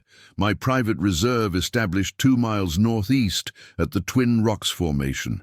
Additional gold bars and currency totaling approximately 28,000. Cassidy grows suspicious of discrepancies but cannot prove anything without revealing his own private reserves. The reference to Cassidy maintaining his own private reserves was particularly intriguing.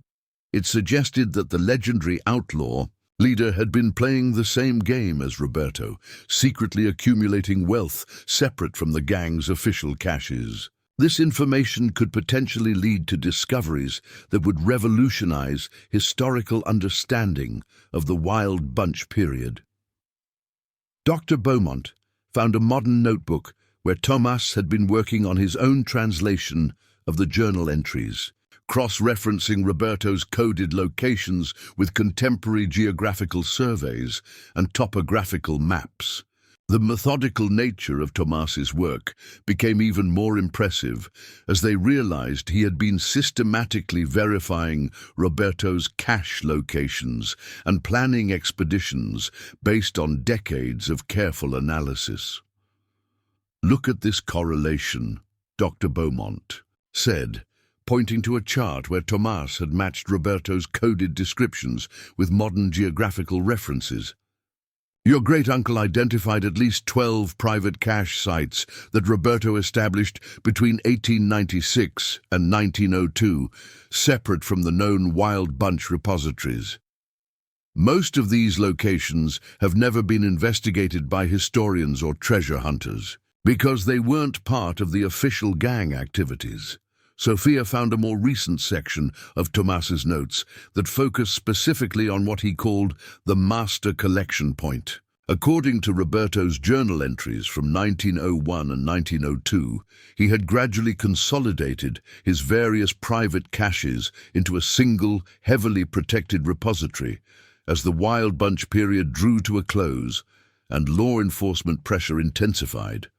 Elena worked through the cipher translation of these final entries, revealing Roberto's preparations for leaving the outlaw life and establishing a legitimate identity in Colorado. The master cacher represented not just his accumulated wealth from years of robberies, but also his insurance against an uncertain future as he transitioned from outlaw to respectable citizen.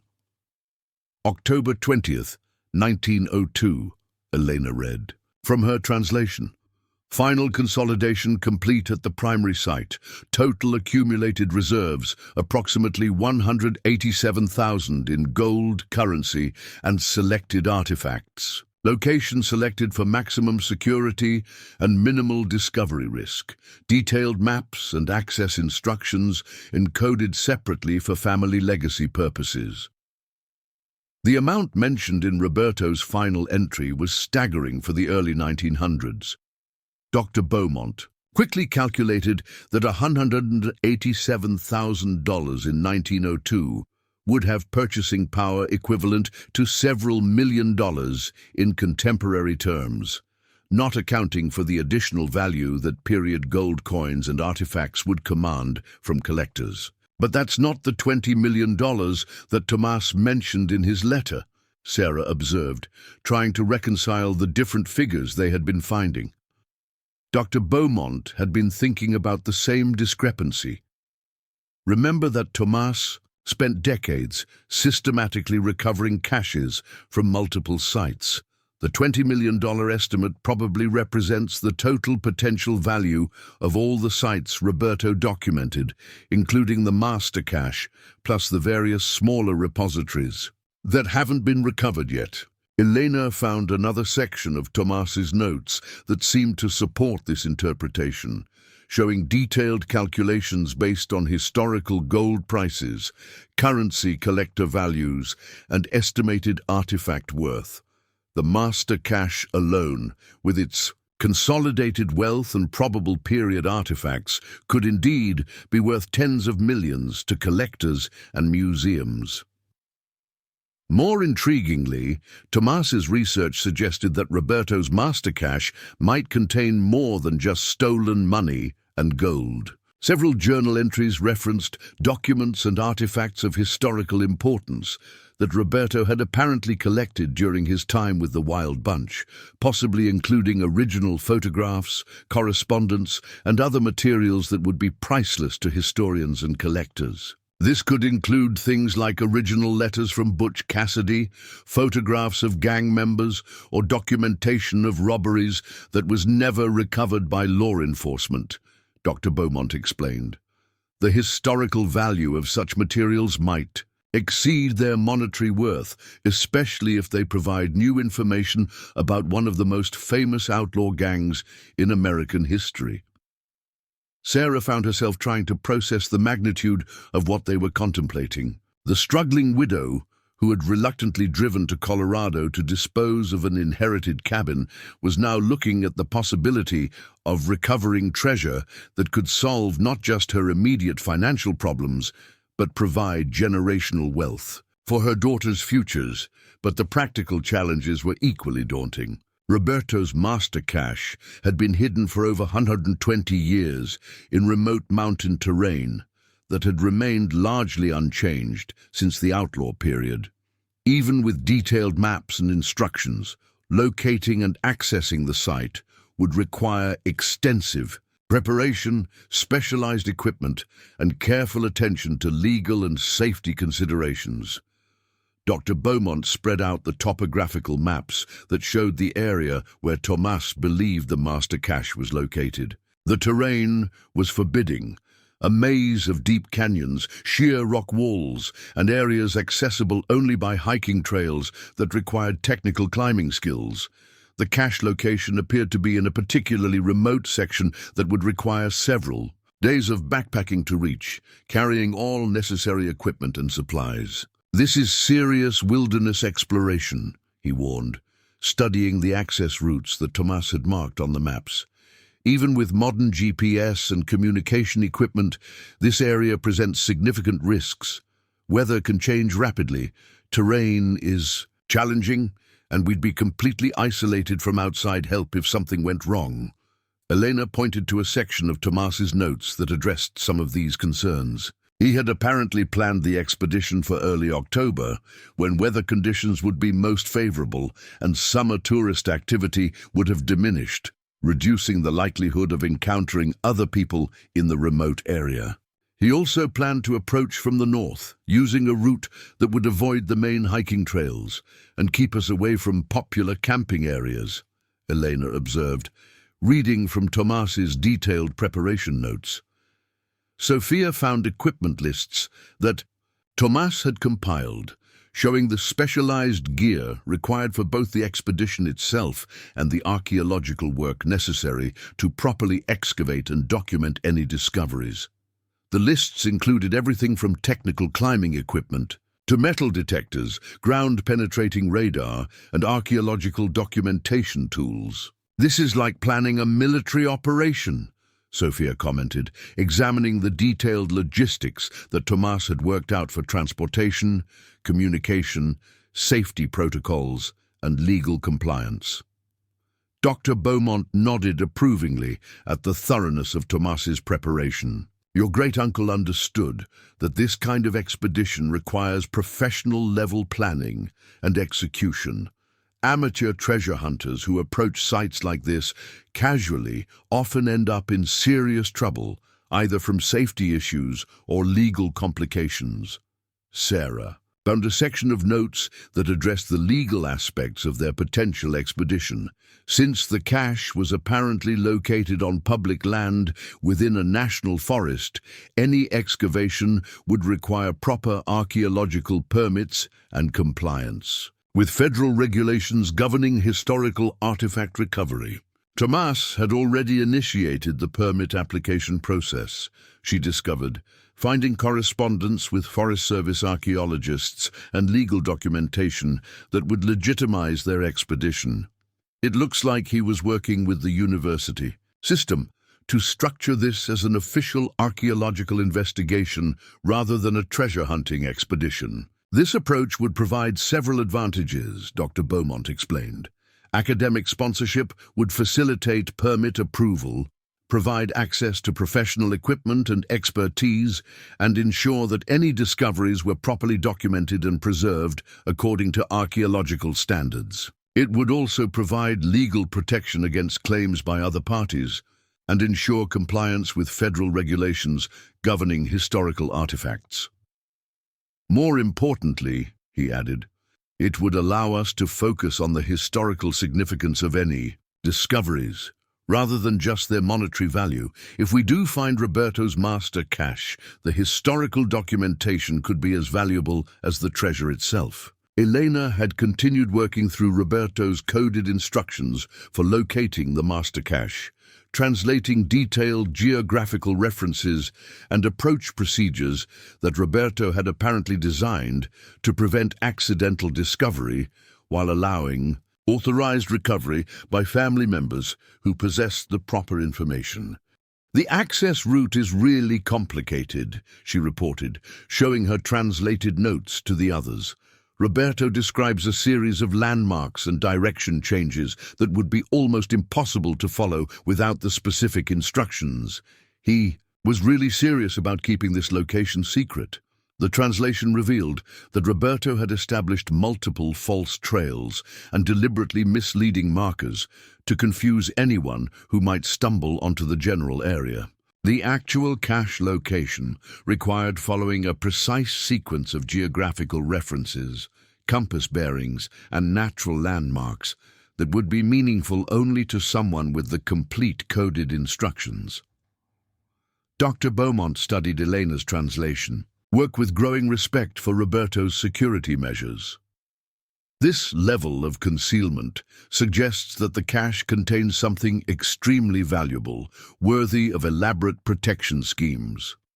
Roberto clearly expected that unauthorized discovery would be catastrophic, either for himself or for whoever eventually inherited this information.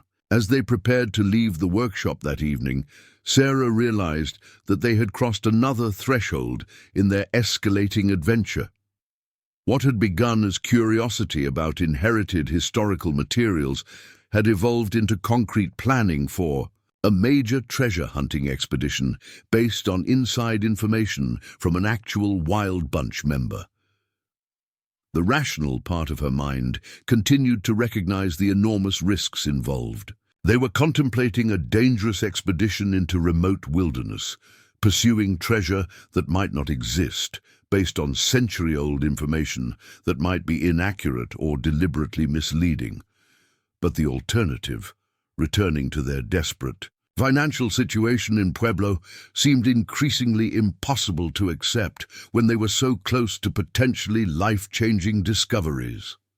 "Dr. Beaumont," Sarah said, as they secured the workshop for the night, "how long would it take to organize and execute this expedition properly?" The professor considered the question carefully, weighing the preparation requirements against the approaching winter weather that would make the expedition impossible until the following spring. "If we move quickly on the permit applications and equipment acquisition, we might be able to attempt this before winter sets in.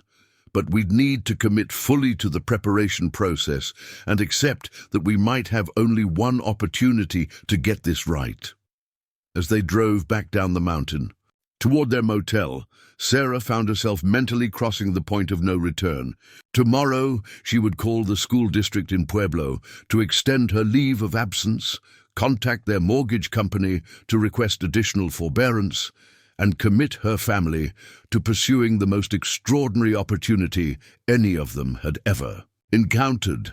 The struggling widow who had inherited an unwanted cabin was about to become a treasure hunter, following clues left by her husband's outlaw great-great-grandfather to potentially discover one of the largest unclaimed treasure caches in American history. The only question remaining was whether Roberto Herrera's century-old promises would prove as reliable as his detailed preparations suggested.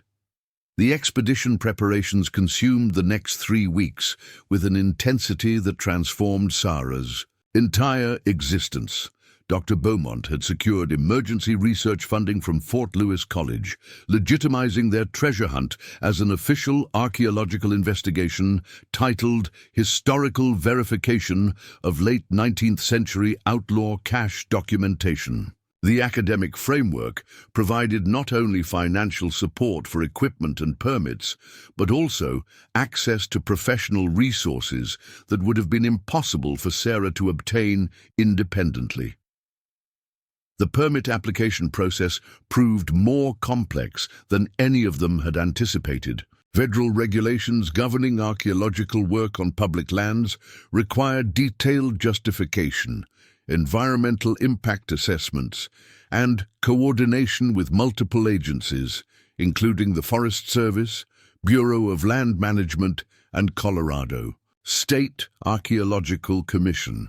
Dr. Beaumont's academic credentials and the university's sponsorship were essential for navigating the bureaucratic maze.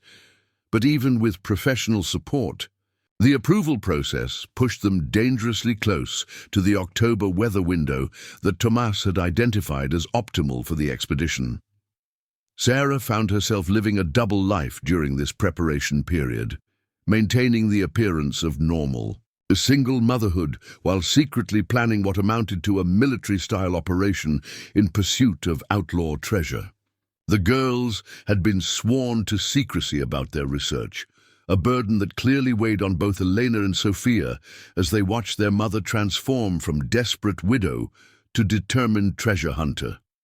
"Mom, are you sure we know what we're doing?" Elena asked one evening as Sarah reviewed equipment lists and expedition logistics that covered their motel room table like battle plans. "This seems really dangerous, and what if we don't find anything?" The question haunted Sarah because she didn't have a satisfactory answer. Every rational analysis suggested that they were taking enormous risks based on century-old information that might be completely inaccurate. But their financial situation had deteriorated to the point where conventional solutions were no longer viable. And the thoroughness of Tomas's research provided hope that seemed more realistic than any other option they faced. "Sweetheart, No, this seems crazy," Sarah replied, pulling Eleanor close while Sophia curled up beside them on the motel bed. But Great-Uncle Tomas spent 60 years verifying this information, and he was successful with other cache sites. "Dr. Beaumont thinks our chances are good, and even if we don't find the master cache, the historical documentation alone could be valuable enough to solve our problems." Sophia had been studying the translated portions of Roberto's journal with the intensity of a graduate student, occasionally asking questions that revealed insights that had escaped the adults. "Mom, what if somebody else finds it first? Some of these instructions aren't that hard to figure out if you know the area really well." The concern was legitimate and had been troubling Dr. Beaumont as well. The private investigation report that Tomas had commissioned indicated that other parties were aware of his research, though the extent of their knowledge remained unclear. Modern treasure hunting communities maintained extensive networks, and information about significant potential discoveries could spread rapidly among serious hunters. Dr. Beaumont had been researching this competitive threat, discovering that several professional treasure hunting groups had been systematically investigating wild bunch sites throughout the West.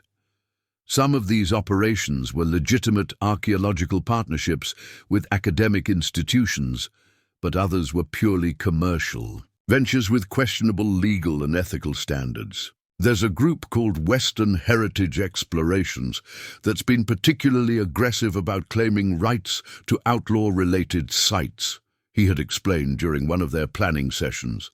They've filed legal challenges against academic expeditions, claiming prior research rights based on historical investigation. If they become aware of our specific objectives, they could create serious complications. The threat of competition added urgency to their preparation timeline, but it also introduced security considerations that none of them had anticipated. Dr. Beaumont recommended operational security protocols that seemed excessive for an academic expedition, but were apparently standard practice in competitive treasure hunting situations. "We need to assume that our communications might be monitored and our movements tracked," he had warned. "Professional treasure hunters sometimes employ private investigators or even electronic surveillance to gather intelligence about competing expeditions." This paranoia-inducing reality had forced them to conduct their final preparations with elaborate secrecy measures. Equipment purchases were made through the university to avoid creating personal financial records that might be monitored. Communication about specific locations and timing was limited to face-to-face conversations in locations where surveillance would be difficult. Even their motel registrations used academic affiliations rather than personal information that might be traceable. The equipment assembly process revealed the full scope of what they were attempting. Beyond the basic camping and hiking gear required for several days in remote wilderness, they needed specialized archaeological tools, metal detection equipment, ground-penetrating radar, and documentation systems capable of recording discoveries. According to professional standards, Dr. Beaumont had arranged for graduate students from the college's archaeology program to join the expedition, providing additional expertise and helping to justify the academic nature of their investigation. The team would include Sarah, Elena, Sophia, Dr. Beaumont, and 2 graduate students named Marcus and Jennifer, who specialized in historical archaeology and artifact preservation. Having additional team members provides safety redundancy and professional credibility, Dr. Beaumont explained as they reviewed final logistics. But it also means more people who need to be trusted with sensitive information about our objectives and methodology. The graduate students had been briefed on the historical significance of their investigation, but not on the specific treasure hunting aspects or the potential monetary value of their objectives. This selective information sharing was designed to maintain operational security while ensuring that team members understood the importance of discretion and professional behavior. Sarah had been practicing with the metal detection equipment, learning to interpret the various signals and readings that might indicate buried metallic objects. The technology was far more sophisticated than she had expected, capable of discriminating between different types of metals and providing approximate depth readings for detected objects. The challenge is that Roberto's cache will likely be buried much deeper than typical treasure hunting targets, Marcus, one of the graduate students, had explained during a training session. Period caches were often buried several feet down to prevent accidental discovery, which means we'll need patience and systematic excavation techniques rather than quick surface recovery. Jennifer had been working with Sarah on archaeological documentation procedures, emphasizing the importance of recording the exact position and context of any discoveries. Even if we're primarily interested in the treasure value, proper archaeological technique ensures that we don't destroy historical information that might be as valuable as the artifacts themselves. The weather forecasts were becoming increasingly critical as October progressed. Early winter storms were already affecting the high country, and their expedition window was rapidly closing. Dr. Beaumont had identified a 5-day period in mid-October when weather conditions should be favorable, but postponing beyond that date would mean waiting until the following spring. "We need to make a final decision about timing," he announced during their last major planning session. "The permits are approved, equipment is ready, and team members are available. But if we wait much longer, weather conditions will make the expedition too dangerous to attempt." Sarah felt the weight of decision-making that would affect not just her own future, but the lives of her daughters and the academic careers of the people who had agreed to support their investigation. The rational choice was probably to postpone until spring, allowing more preparation time and reducing weather-related risks. but their financial situation was deteriorating daily, and she wasn't certain they could survive another 6 months of mounting bills and foreclosure threats. "We go next week," she decided, surprising herself with the firmness of her voice. "If we wait until spring, we might lose the opportunity entirely, and I'm not sure we can afford to wait anyway." Elena and Sophia exchanged glances that reflected both excitement and apprehension about their mother's commitment to pursuing this extraordinary adventure. They had been following the preparation process with intense interest, but the reality of actually venturing into remote wilderness in pursuit of outlaw treasure was beginning to feel overwhelming. The final preparation days were consumed with detailed logistics that resembled military planning more than academic research. Equipment was organized into specific packs designed for efficient transport and rapid deployment. Communication protocols were established for maintaining contact with the outside world and requesting emergency assistance if necessary. Contingency plans were developed for various scenarios, ranging from equipment failure to serious injury, to the discovery of competing treasure hunters in their target area.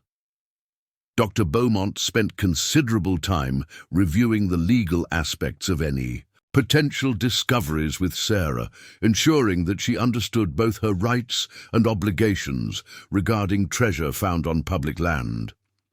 The academic sponsorship provided significant legal protection, but any major discoveries would need to be reported to appropriate authorities and handled according to federal regulations governing archaeological finds. The good news is that legitimate archaeological discoveries are protected by law, he explained. If we follow proper procedures and document everything correctly, we have clear legal claim to any artifacts we recover. The challenge is that proper procedures can be time-consuming and might limit our ability to recover large amounts of material quickly.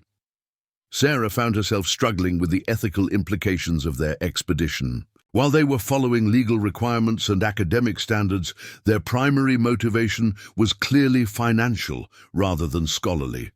The knowledge that they were potentially pursuing millions of dollars in treasure while maintaining the facade of historical research created internal conflicts that she tried to suppress. "Dr. Beaumont," she asked during one of their final planning sessions, "what happens if we actually find Roberto's master cache? I mean, what are our obligations to the university, to the government, to historical preservation?" The professor had clearly been considering the same questions. Legally, any discoveries belong to whoever holds the proper permits and follows correct procedures, which would be our expedition team. The university partnership provides institutional support and credibility, but doesn't claim ownership of discoveries. The federal government has the right to claim items of exceptional historical significance for museum preservation, but typically provides fair market compensation when that occurs.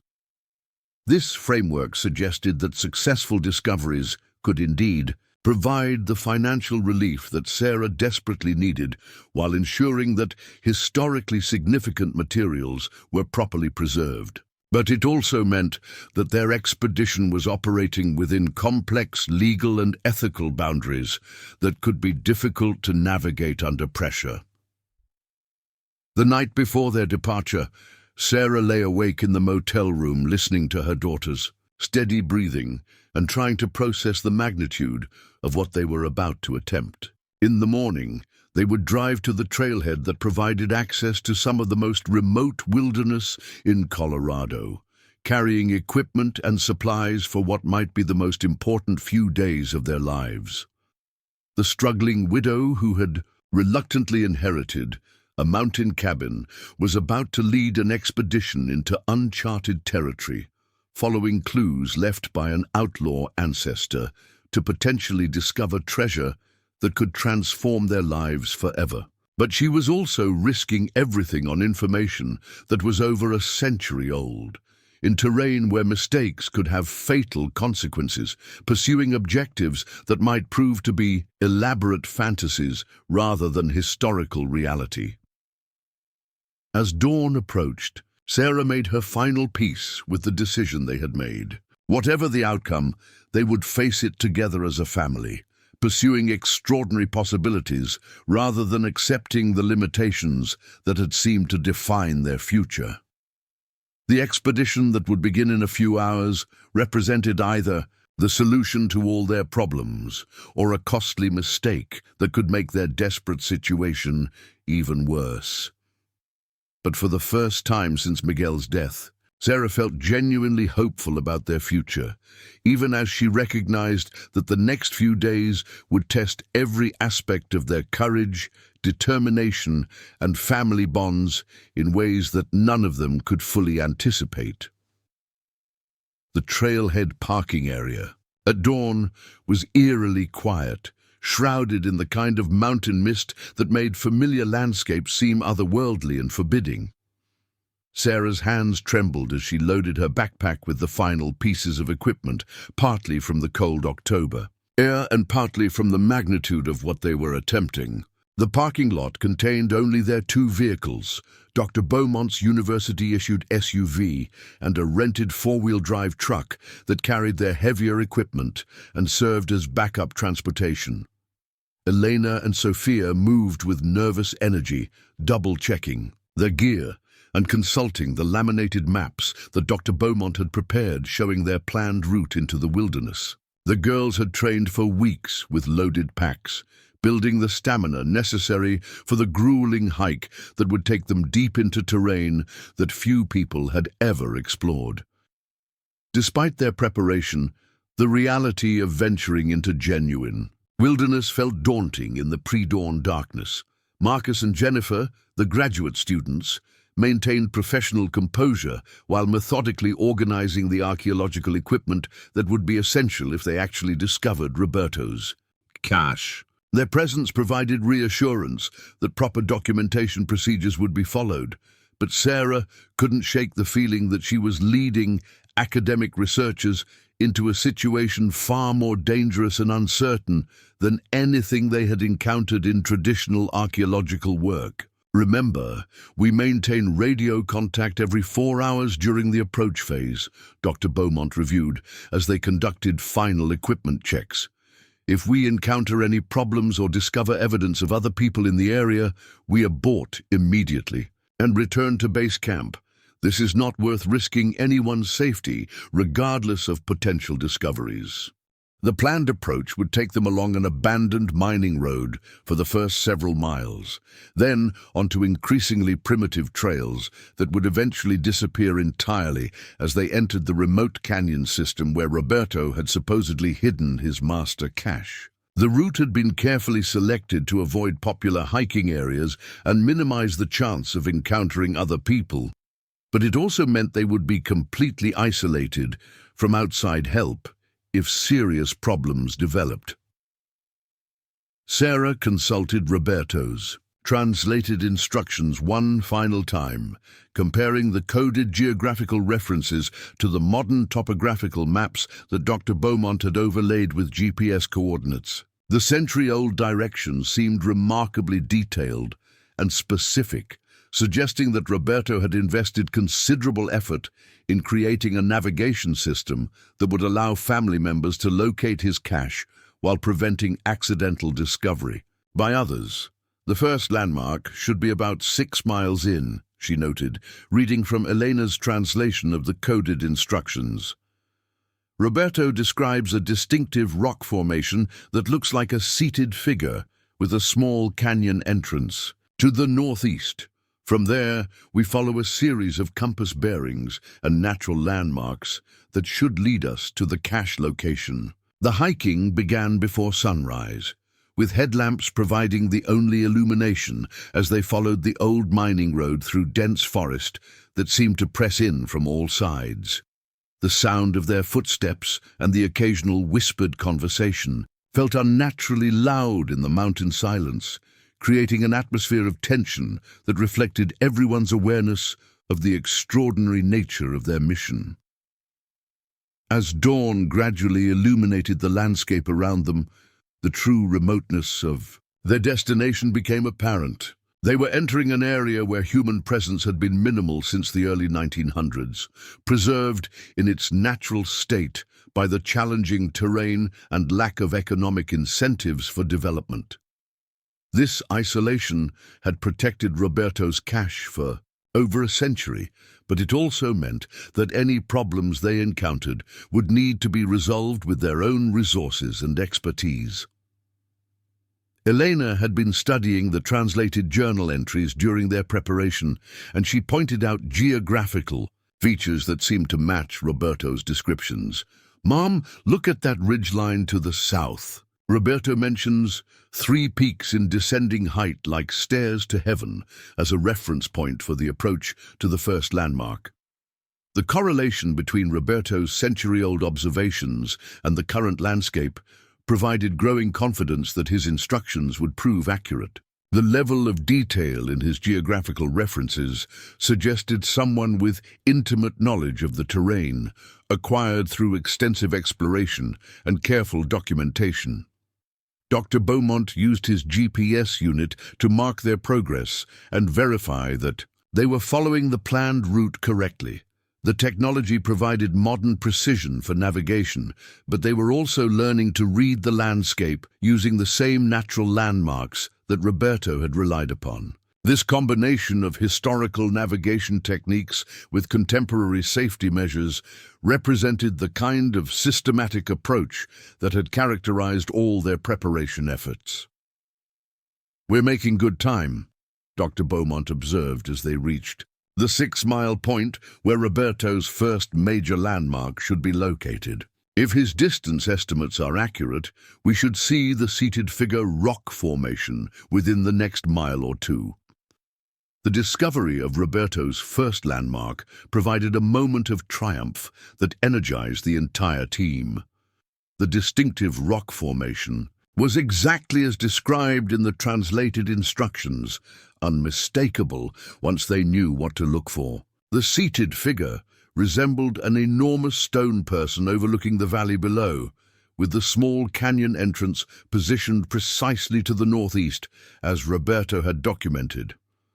"This is incredible," Jennifer said, photographing the landmark from multiple angles for documentation purposes. The accuracy of these century-old instructions suggests that Roberto spent considerable time in this area and was extremely methodical about recording navigational information.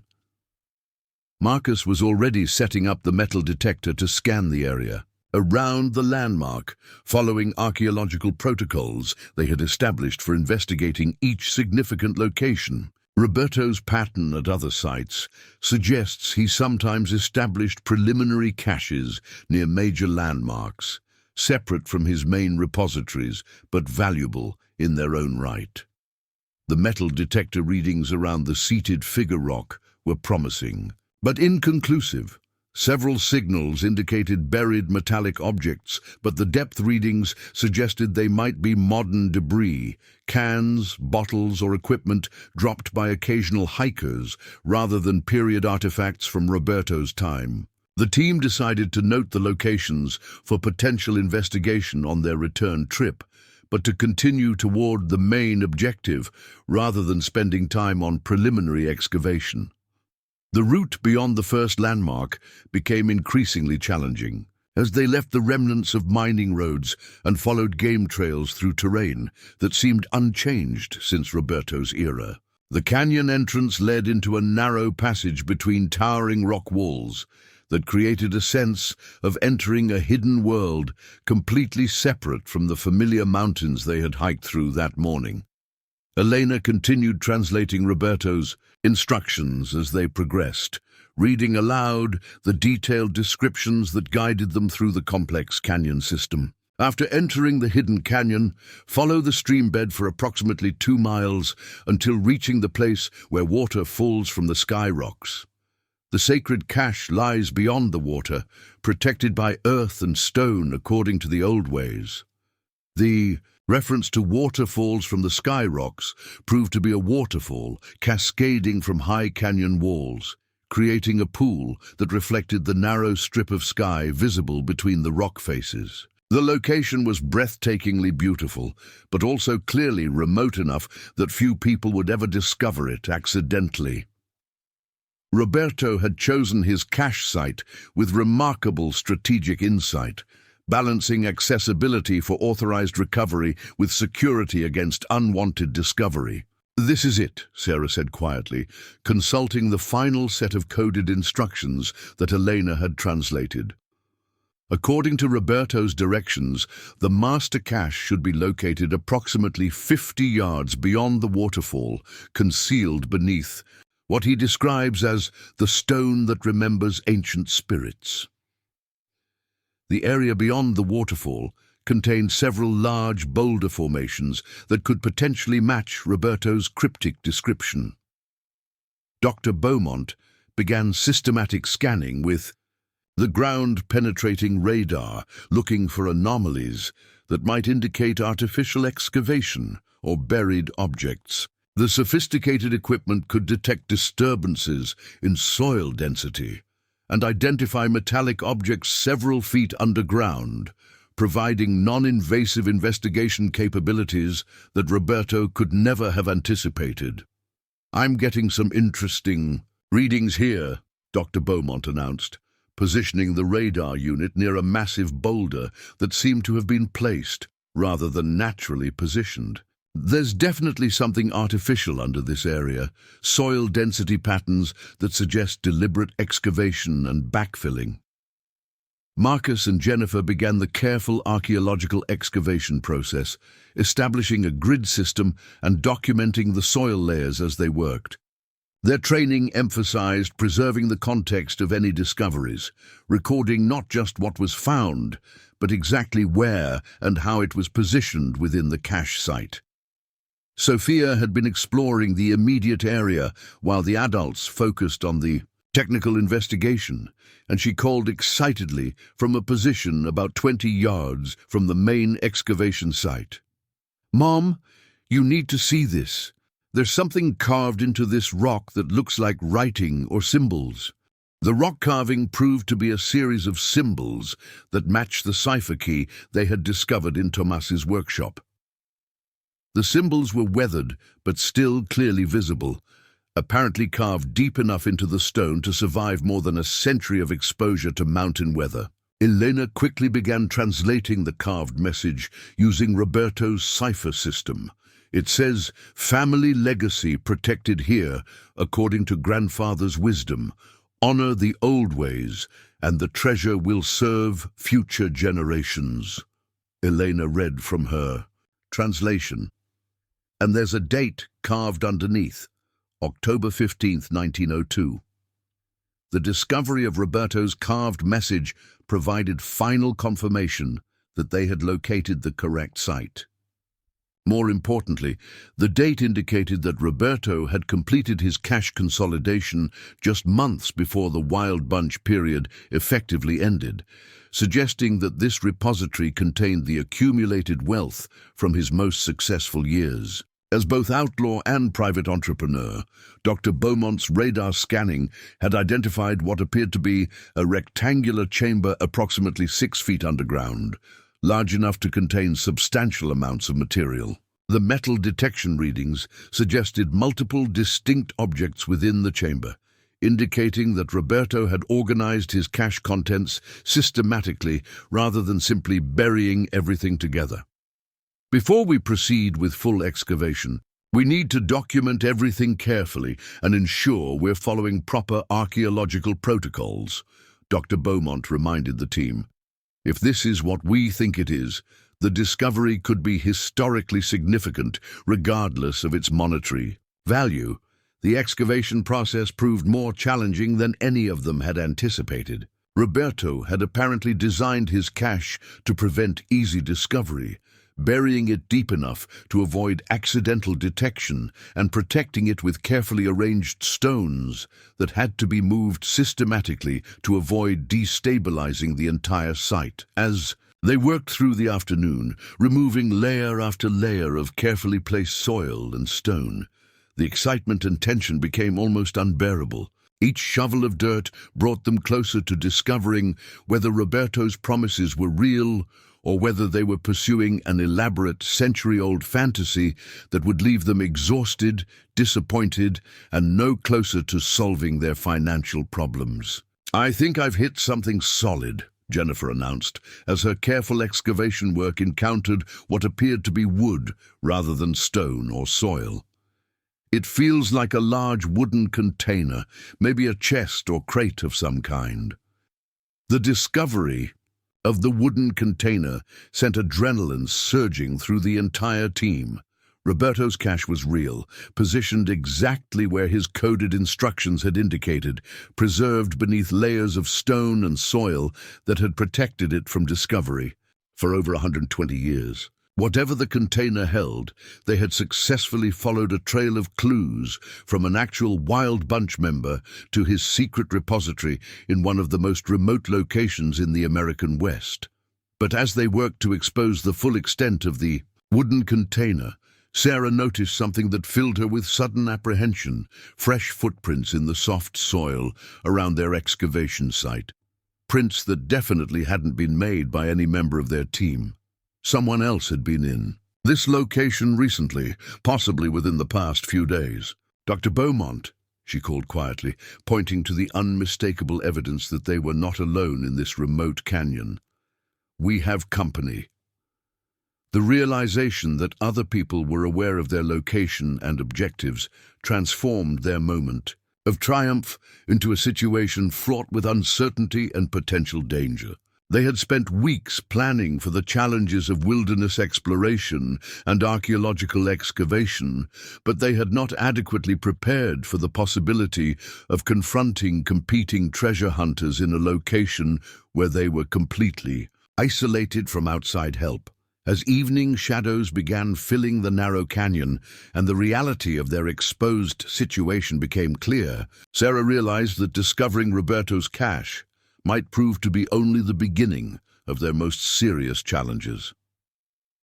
The footprints belonged to a three-person team from Western Heritage Explorations, who emerged from concealment among the canyon rocks just as Sarah's team began lifting Roberto's wooden chest from its century-old hiding place. The leader, a weathered man named Dutch Brennan, claimed prior research rights based on his own family connection to the Wild Bunch, but Dr. Beaumont's academic permits and legal documentation quickly established their superior claim to any discoveries. What followed was a tense negotiation that revealed the chest contained exactly what Roberto had promised: $187,000 in 1902, gold coins and currency, along with original photographs, letters, and artifacts that proved to be worth far more than the monetary treasure.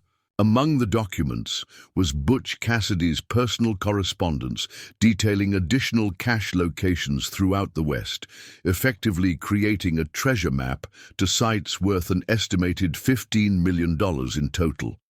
Rather than fight over the discovery, Dr. Beaumont proposed a partnership that would legitimize the competing treasure hunters' activities while ensuring proper archaeological documentation of future recoveries. Western Heritage Explorations would provide professional treasure hunting expertise and equipment, while the university partnership would handle permits, legal compliance, and historical preservation.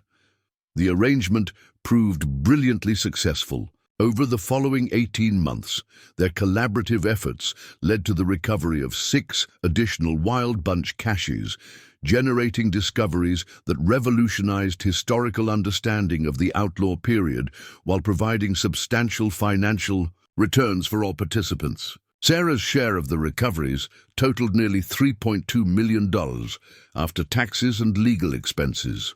More importantly, the treasure hunting partnership evolved into a sustainable business model. Sarah became the executive director of the Roberto Herrera Historical Foundation, a non-profit organization dedicated to researching and recovering outlaw-era artifacts throughout the American West. The foundation's Work provided steady income while ensuring that historically significant discoveries were properly preserved and shared with museums and researchers.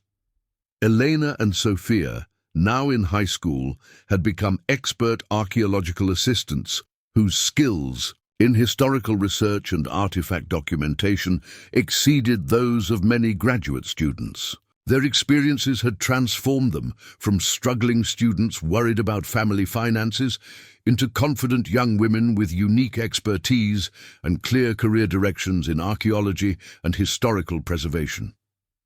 The dilapidated cabin that Sarah had reluctantly inherited became the Foundation's research headquarters, renovated and expanded into a facility that housed one of the most complete collections of wild bunch materials in existence. Visitors came from around the world to study Roberto's archives and view artifacts recovered from his various cache sites.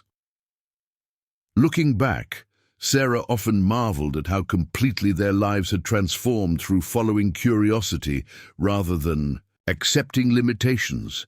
The struggling widow who had driven to Colorado to dispose of unwanted property had discovered not just treasure, but purpose, adventure, and a legacy that would benefit historians and treasure hunters for generations to come.